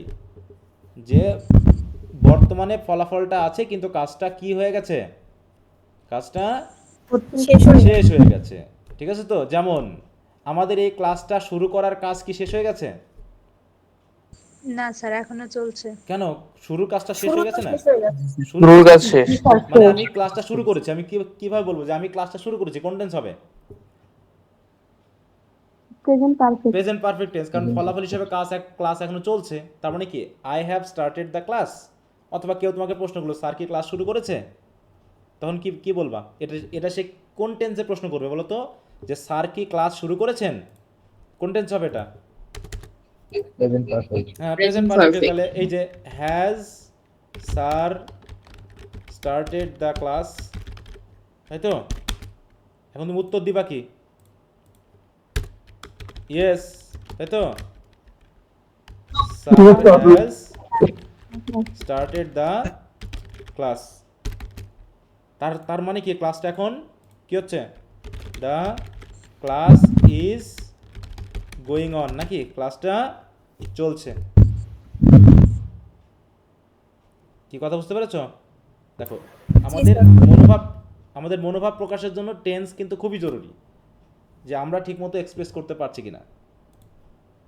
টেন্স এবং ভয়েসটা, এটাকে আমরা বলি। তাহলে এখানে দেখো যে কোনো কাজ শেষ হয়েছে কিন্তু ফলাফল এখনো বর্তমানের সাথে লিঙ্ক আছে, এমন কিছু হলে আমরা প্রেজেন্ট পারফেক্ট টেন্স বলতে পারি। এখন বলো তো, আমরা স্বাধীন হয়েছি, কোন টেন্স হবে? বলো। প্রেজেন্ট পারফেক্ট টেন্স, তাই তো? হ্যাঁ, আমরা স্বাধীন হয়েছি, প্রেজেন্ট পারফেক্ট টেন্স। কিন্তু প্রেজেন্ট পারফেক্ট টেন্সের সেন্সে যদি পাস্ট টেন্সের কোনো উল্লেখ থাকে, তাহলে বুঝতে হবে যে সেটা পাস্ট ইনডিফিনিট টেন্স হয়ে যাবে। ঠিক আছে তো? হ্যাঁ, মনে করো বললাম কি, আমরা স্বাধীন হয়েছি, তাহলে আমি কি বলবো? উই হ্যাভ বিন ফ্রি, তাই তো? এইটা। কিন্তু যদি বলি 1971 সালে আমরা ফ্রি হয়েছি, তখন কি বলবো? উই কি বলো? বিকেম ফ্রি ইন কত? 1971। উই হ্যাভ বিকাম ইন্ডিপেন্ডেন্ট দিন, এত শুনতে ভালো লাগছে না। We have become independent and we became independent. তাহলে উই বিকেম, এইখানে বুঝতে পারলাম না কোনটা কিভাবে বিকাম আবার হ্যাভ বিন, কোনটা কিভাবে সালের জন্য ভিন্ন আসলো? যদি পাস্ট নির্দেশক কোনো শব্দ থাকে, সেটা প্রেজেন্টের বর্তমানে থাকলেও আমরা পাস্ট ইনডিফিনিট। এটা কি সালটা কি 1971 সাল কি প্রেজেন্ট টেন্স? না স্যার, পাস্ট। কিন্তু আমরা এখন পরাধীন হয়ে গেছি না, স্বাধীন আছে এখনো? স্বাধীন আছি এখনো। হ্যাঁ, তাহলে আমি তো এটা প্রেজেন্ট পারফেক্ট টেন্সে লিখতাম। যেটার কাজ শেষ কিন্তু ফলাফল এখনো বর্তমানে আছে, সেটা কোন টেন্সে হবে? বলো প্রেজেন্ট পারফেক্ট। এই Present এই perfect. কথাটা কি তুমি বুঝেছো? এই কথাটা তুমি বুঝেছো যে কাজ শেষ কিন্তু জি ফলাফল স্যার। আছে, মানে তুমি মনে করো ভাত খেয়েছো, তুমি আমার বাড়িতে বেড়াতে এসেছো, এখন তুমি খেয়ে দিয়ে আসছো আমার বাড়িতে, বাড়িতে এসেছো তুমি, আমি তোমাকে বলছি এখন তুমি খাও, তুমি বললে না স্যার আমি খাবো না, আমি খেয়ে এসেছি। এই খেয়ে আসা মানে কি তোমার পেটে এখনো ভাত ভর্তি নাকি, মানে পেট ভর্তি, মানে আচ্ছা। তুমি খাইতে জি স্যার। পারবা না। কিন্তু যদি তোমার পেট এখন খালি হয় তখন কি বলবা? প্রেজেন্ট পারফেক্ট টেন্সে বলবা না পাস্ট ইনডিফিনিট টেন্সে বলবা যে আমি খেয়েছিলাম? Past indefinite. হ্যাঁ, মানে খাওয়াও হয়ে গেছে, ফলাফলও শেষ, হজম হয়ে গেছে, তোমার আর খাবার পেটে নাই। তবে এটা কোন টেন্স? ওই খাওয়া অর্থে ওই টেন্সটা কোনটা হবে? পাস্ট ইনডিফিনিট টেন্স হবে, তাই না? ও আচ্ছা স্যার, বুঝছি। জি স্যার। সেটা কাজও শেষ, ফলাফলও শেষ। কিন্তু কাজ শেষ কিন্তু ফলাফল আছে। এখন বললা যে স্যার আমি খেয়ে এসেছি, তাহলে আমি কি লিখবো? যে আই হ্যাভ টেকেন মাই মিল, নাকি? আমি খেয়েছি মানে আমি বুঝে নিব যে তোমার পেট এখনো ভর্তি, তুমি আর খেতে পারবে না। কিন্তু তোমার পেটও ভর্তি, কিন্তু তুমি এখন পাঁচ নির্দেশক শব্দ দিয়ে দিলাম মনে করো, হ্যাঁ, যে I have taken my meal at কি বলবো 6 PM, 6 PM, তাই তো? আমি খেয়ে এসেছি, এটা কোন টেন্স? 6 PM কি পাস্ট টেন্স হবে না? জি স্যার। হ্যাঁ, তুমি মনে করো তোমার পেট এখনো খালি হয়নি, হজম হয়নি, কিন্তু তুমি খেয়ে এসেছো, কিন্তু টাইমটা উল্লেখ করে দিছো, তাহলে এটা প্রেজেন্ট পারফেক্ট টেন্সের সেন্স হওয়া সত্ত্বেও তোমাকে লিখতে হবে কোন টেন্সে? Past indefinite. পাস্ট ইনডিফিনিট টেন্সে।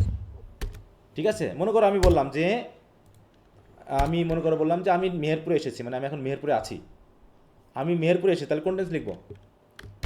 I have come to Meherpur, নাকি? আমি তো মেহেরপুরে আছি এখনো, তাহলে কোন টেন্সে লিখবো?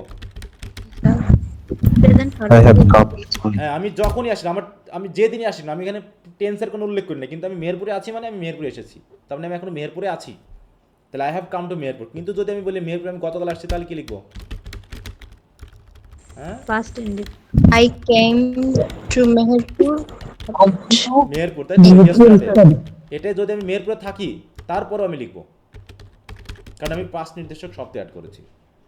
আমি মেহেরপুর, স্যার, পাস্ট নির্দেশক শব্দ থাকলে ওইটা হচ্ছে গিয়ে পাস্ট ইনডিফিনিট হবে। হ্যাঁ, সেটা মানে যদি past কাজের perfect। ফলাফল বর্তমানে থাকে তারপরেও, ঠিক আছে তো? আচ্ছা। আর যদি পাঁচ নির্দেশক কোনো শব্দ না থাকে, তাহলে কাজটা যদি 100 কোটি বছর আগেও ঘটে, তারপরে আমি বর্তমানে তার ফলাফল থাকলে আমি প্রেজেন্ট পারফেক্ট টেন্স বলবো। বুঝতে পারছো? God has created the universe, কি বলবো? God has created the universe, কোন টেন্সে লিখলাম আমি, বলো? এই মহাবিশ্ব সৃষ্টি করেছেন গড, কোন টেন্সে? Present perfect. প্রেজেন্ট পারফেক্ট টেন্সে। সে সৃষ্টি করেছেন সে কোটি কোটি বছর আগে, আমি এখন জানি না, তারপরেও এখনও তার ফলাফল আছে, সেটার জন্য বলেছি। ঠিক আছে তো? কিন্তু যদি আমি অ্যাডাম এবং ইভের কথা বলতাম, তাহলে কি লিখতাম? গড ক্রিয়েটেড, তাই তো? অ্যাডাম ফ্রম, কোথেকে তৈরি করছেন? আর্থ, তাই তো? Past perfect. না, sorry sir, past. Past indefinite tense. Past indefinite. Adam কি আছে এখন আমাদের মাঝে আছে? আর না স্যার। না স্যার। এই জন্য পাস্ট টেন্স। জি না স্যার। অতএব কাজ শেষ, ফলাফলও শেষ, একদম পাস্ট ইনডিফিনিট টেন্স। আরও সেন্স আছে, সেটা পরে আসবে। এই যে হচ্ছে প্রেজেন্ট পারফেক্ট টেন্সের একটাই সেন্স, সেটা হলো কি বললাম, যে কাজ শেষ কিন্তু ফলাফল এখনও আছে। এইটা একটু খেয়াল করবা, তাহলেই হবে। এই যে দেখো বলছে ফাদার হ্যাজ কাম। স্যার আমাদের স্বাধীনতার ফলাফল কিভাবে এখনো আছে? বুঝলাম না। স্যার আমাদের অবশ্যই আছে। স্বাধীনতার যে ফলাফল এটা কিভাবে এখনো আছে? তুমি স্বাধীন না, তোমাকে আবার ভারত এসে আক্রমণ করছে নাকি? না, দেশে আক্রমণ করতেছে। তুমি কি স্বাধীন না? তুমি এখন কি জি, পরাধীন হয়ে স্যার। আছো কারো? না না। তাহলে আবার তুমি বুঝতেছো না কেন যে তুমি স্বাধীন কিনা? তুমি কি স্বাধীন না? জি স্যার। তাহলে আবার কি বোঝেনি, মানে এই কথাটা বলার উদ্দেশ্য কি তোমার? কি সমস্যা?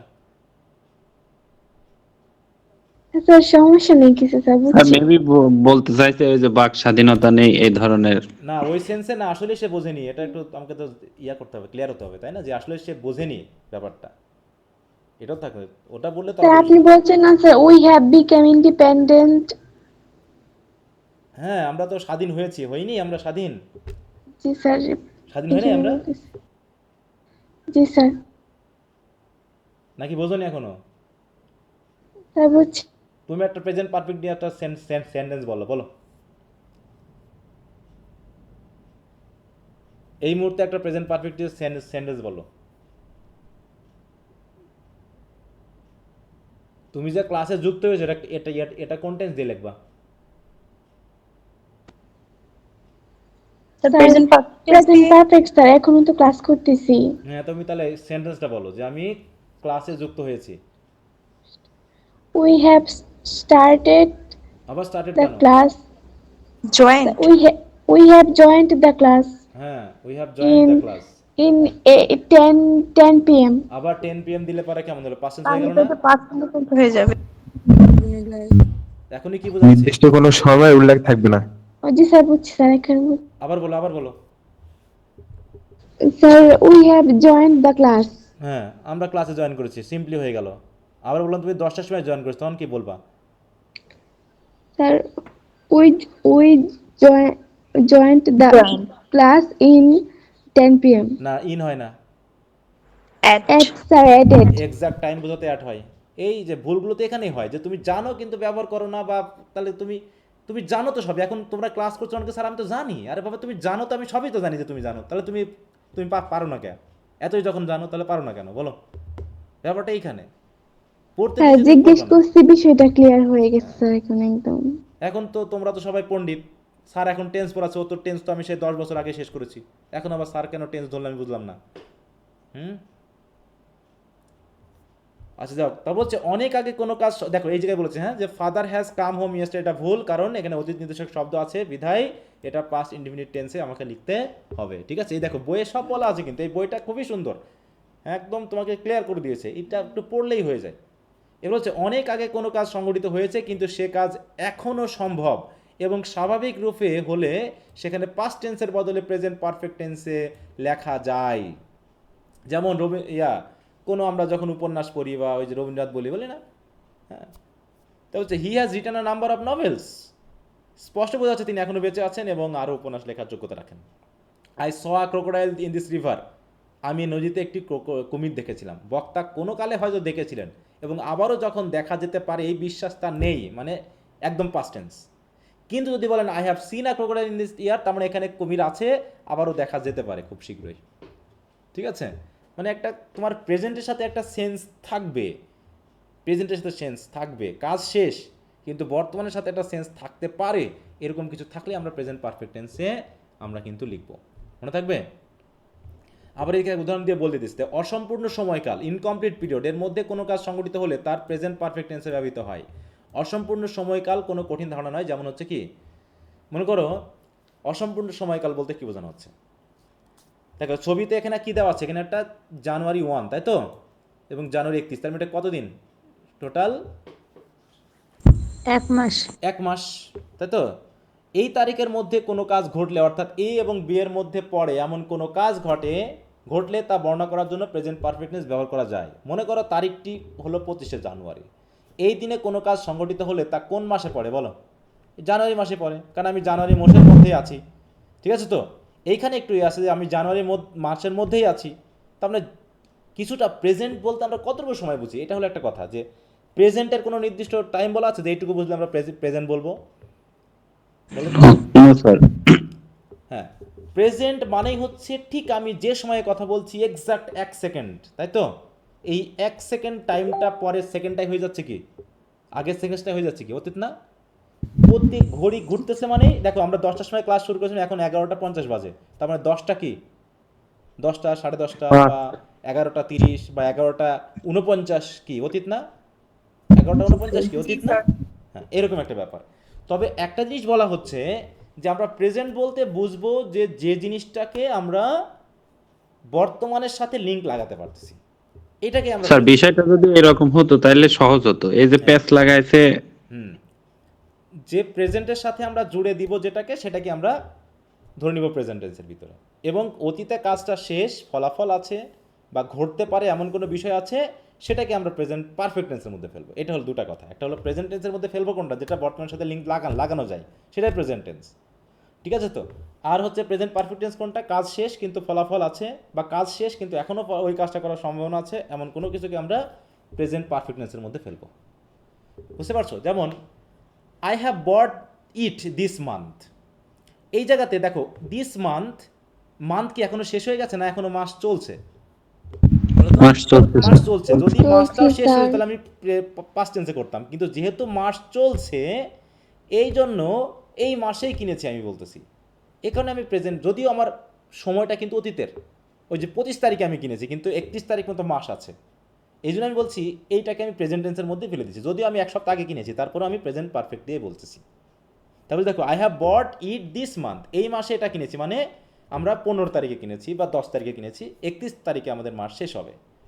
অথবা আমরা বলতে পারি I bought it last month. Last month মানে কি বর্তমান মাসের সাথে কি লিঙ্ক আছে ওর কোনো? বলো তো না, জি না তাহলে স্যার। এটা অতীত, একদম অতীত, একদম অতীত, ঠিক আছে। তো তো এরকমভাবে যখনই আমরা এমন একটা টাইম বলবো যে টাইমটা আমাদের বর্তমানের মধ্যে আছে, তাহলে সেই টাইমের মধ্যে ঘটছে এমন কিছুকে বোঝাতে আমরা প্রেজেন্ট পারফেক্ট টেন্সে বলতে পারি, যদিও কাজটা অনেক দিন আগে ঘটে গেছে, তারপরেও বর্তমানে সেটা হতে পারে যুগ, সেটা হতে পারে বছর, সেটা হতে পারে মাস, সেটা হতে পারে সপ্তাহ। মনে করো সপ্তাহ শুরু হয় রবিবারে, শেষ হয় হচ্ছে মনে করো শনিবারে। তাহলে আমি বললাম, আমি মনে করো আমি সোমবারে বলতেছি যে আমি এই সপ্তাহে কিনেছি, মানে আমি কিনেছি হচ্ছে মনে করো, সরি, আমি মনে করো বুধবারে বলতেছি যে আমি কিনেছিলাম সোমবারে, কিন্তু আমি বুধবারে বলতেছি আমি এই সপ্তাহে কিনেছি। তার মানে কি এটা কি প্রেজেন্টে ধরবো না পাস্টে ধরবো? প্রেজেন্ট। প্রেজেন্টে ধরবো, কারণ এই সপ্তাহ এখনও শেষ হয়নি, সপ্তাহ এখনও চলছে, ঠিক আছে। অথবা দেখো he has come this morning, ঠিক আছে। তো মর্নিং মানে আমি যখন কথাটা বলছি তখন হয়তো বাজে হচ্ছে 11টা, আর সে এসেছে মনে করো হচ্ছে 8টার সময়, ঠিক আছে। তো কিন্তু যদি আমি 8টা উল্লেখ করে দিতাম তাহলে পাস্ট টেন্স করতে হতো, কিন্তু যখন বলছে দিস মর্নিং তার মানে মর্নিং এখনও শেষ হয়নি, ওটাকে আমি প্রেজেন্টের মধ্যেই ফেলেছি, এই জন্য এটাকে আমি প্রেজেন্ট পারফেক্ট টেন্স দিয়ে বলতেছি, ঠিক আছে। কি কথা বুঝতে পেরেছো? জি স্যার। জি স্যার, একদম ক্লিয়ার। এছাড়াও প্রেজেন্ট পারফেক্ট টেন্সের সাথে রিলেটেড আরও কিছু কানেক্টর বা এই জাতীয় কেটে অ্যাডভার্ব থাকে, তোমরা একটু খেয়াল করবা, যেগুলো প্রেজেন্ট পারফেক্ট সেন্সে দিবে।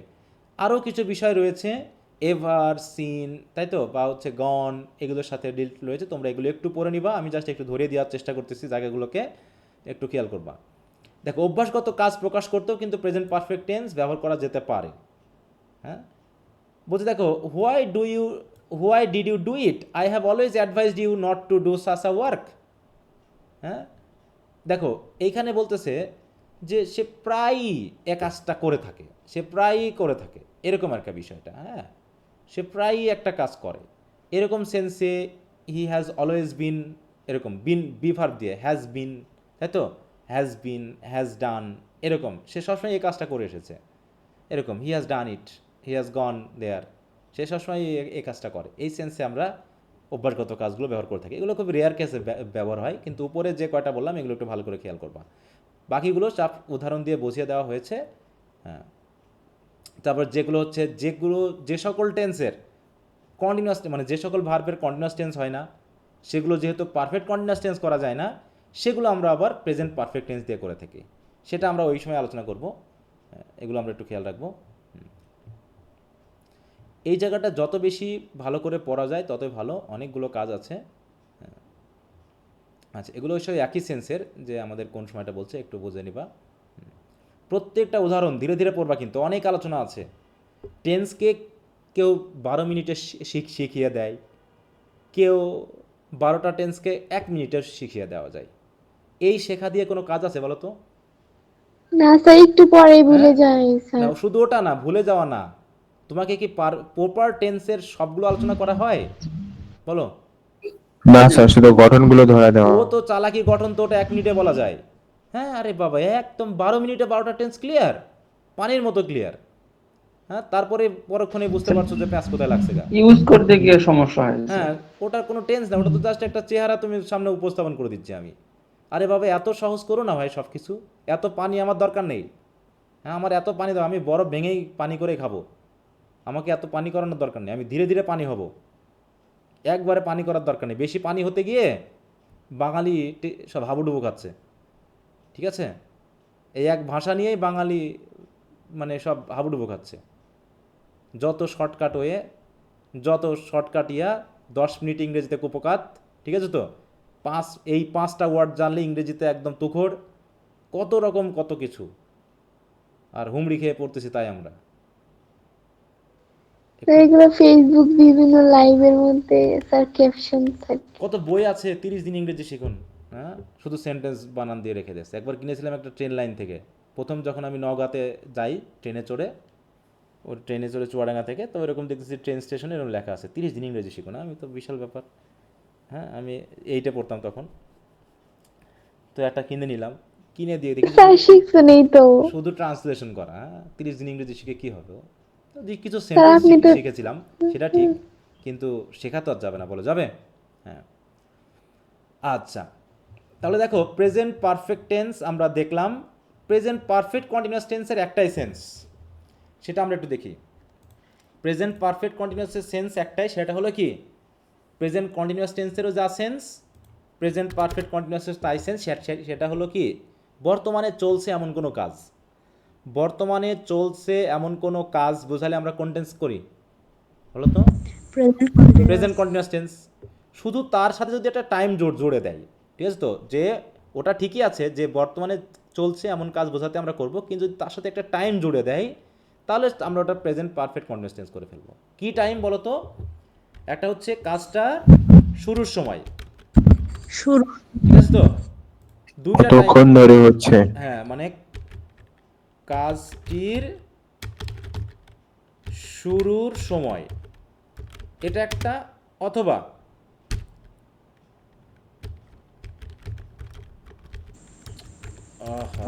কতক্ষণ, এই যে এই বাংলা লিখতে গিয়ে আমি খুব বিপদে পড়ে যাই। হ্যাঁ, এত প্যাঁচ পুস্কানে বাংলার। কতক্ষণ ধরে কাজটি হচ্ছে, এই দুটা সময় যদি উল্লেখ করে দেয় তাহলে আমরা বুঝে নিব এটা কন্টিনিউয়াস টেন্সের হলেও আমরা পারফেক্ট কন্টিনিউয়াস টেন্স দিয়ে লিখব, ঠিক আছে? যেমন কি আমি পড়ছি, এটা কোন টেন্সে লিখবো? আমি পড়ছি,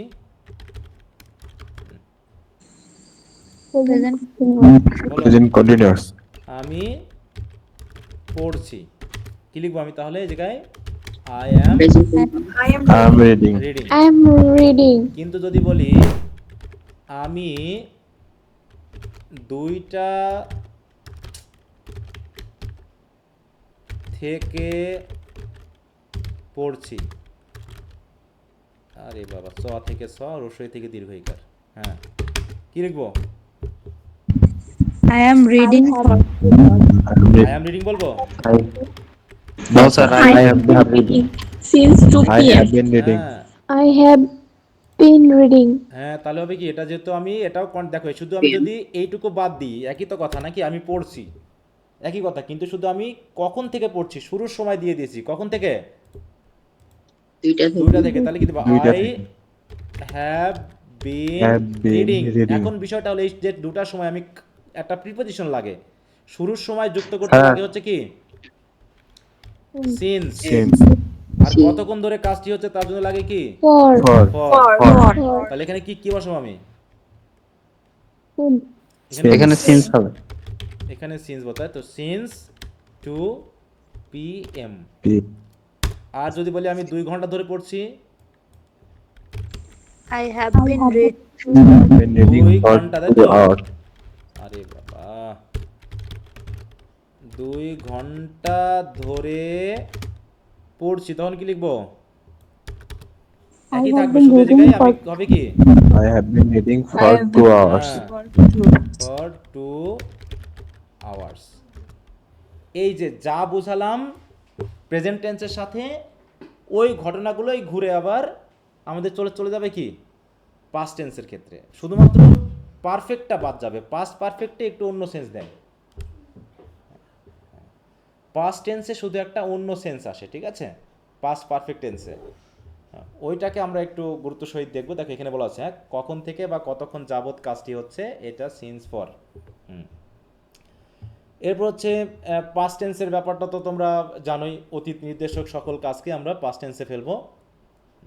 মূল কথা হলো বর্তমানের সাথে লিঙ্ক নাই, বর্তমানের সাথে লিঙ্ক নাই এমন কোনো কাজকেই আমরা কোন টেন্সে ধরবো বলো? Past tense. পাস্ট ইনডিফিনিট টেন্সে। এবং বর্তমানে কাজটা হওয়ার কোনো সম্ভাবনা নেই, ঠিক আছে তো, এরকমটা ধরেও আমরা পাস্ট টেন্সে করব। অতীতে অভ্যাস ছিল এখন নেই, সেটাকে বোঝাতেও আমরা পাস্ট টেন্সে করব।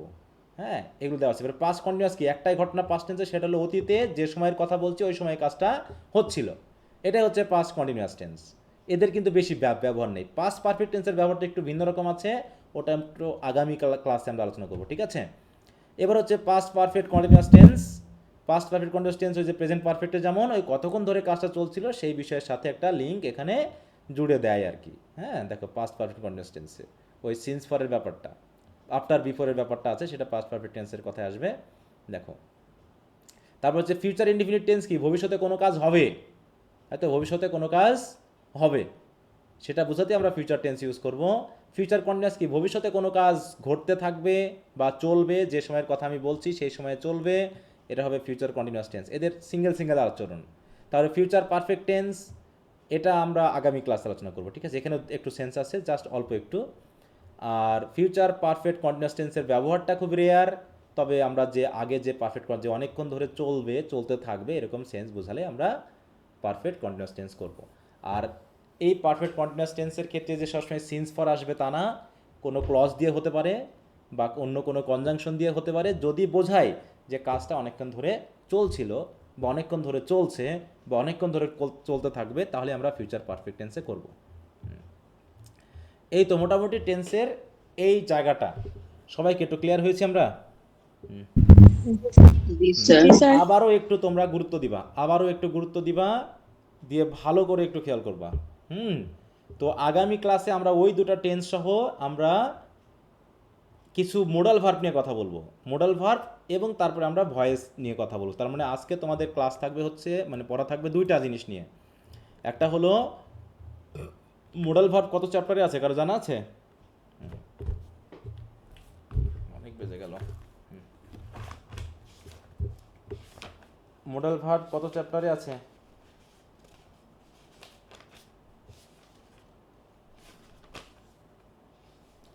স্যার 17 17, তাই না? ও আমাদের তো আবার মিলছে না, সেমি মডেল আছে 17। Auxiliary verb, defective, modal, semi modal verb, এগুলোর সাথে রিলেট রেখে আমরা করব মডাল ভার্ব। এবং আগামী তাহলে কবে ক্লাস আছে তোমাদের সাথে আমার, বলো তো? ক্লাস হচ্ছে রবিবার আর বুধবার, তাই না? বুধবার। হ্যাঁ, তাহলে তোমরা একটু দয়া করে প্রথমত মডাল ভার্বের সেন্সটা পড়বা, তারপরে ভয়েসটা, যদি শেষ করতে পারো ভালো, না হলে ভয়েসটা অন্তত করবা। হ্যাঁ, আচ্ছা। তো যাই হোক, অনেক সময় নিলাম তোমাদের সাথে, একটু রাইটিংয়ের জন্য সময় লাগে, ঠিক আছে? রাইটিং ব্যাপারটা এটা তো আর কোনো একাডেমিক পড়া না যে সরাসরি করে দেবো, এখানে অনেক প্র্যাকটিস লাগে, অনেক গভীরতা লাগে। একটু তোমরা দয়া করে ক্লাসগুলো করো ধৈর্য সহকারে। হ্যাঁ, আর রাইটিংয়ের ব্যাচটা এটা দিয়ে শেষ করবো, আমি আর রাইটিংয়ের কোনো ব্যাচ করবো না। অনেকে বলছে এখানেও আমি যুক্ত করাইনি, আর আমি করবো না কাউকে। এখানে সেলফ ইন্টারেস্টেড হয়ে যুক্ত হচ্ছে, কিন্তু রাইটিংটা যেহেতু একটা, মানে এটা একটা প্র্যাকটিক্যাল একটা ওয়ার্ক, এখানে না থাকলে সেখানে আমি করে কোনো লাভ হবে না। আচ্ছা, তো ঠিক আছে, তো সবাইকে ধন্যবাদ, গুড নাইট। সবাই একটু প্র্যাকটিস করবো, আর ওয়ার্ডগুলো পড়তেছো তো, ওয়ার্ডগুলো পড়ো কিন্তু। হ্যাঁ, সবাই ওয়ার্ড ফরমেশনগুলো। মিতু, তোমার মিউট রাখো, আমার ঘর পুরো ভেঙে যাচ্ছে। তোমার এমনটা হয় কেন আমি বুঝি না। আনমিউট রাখলেই তোমার একদম দুপদাপ সাউন্ড হচ্ছে।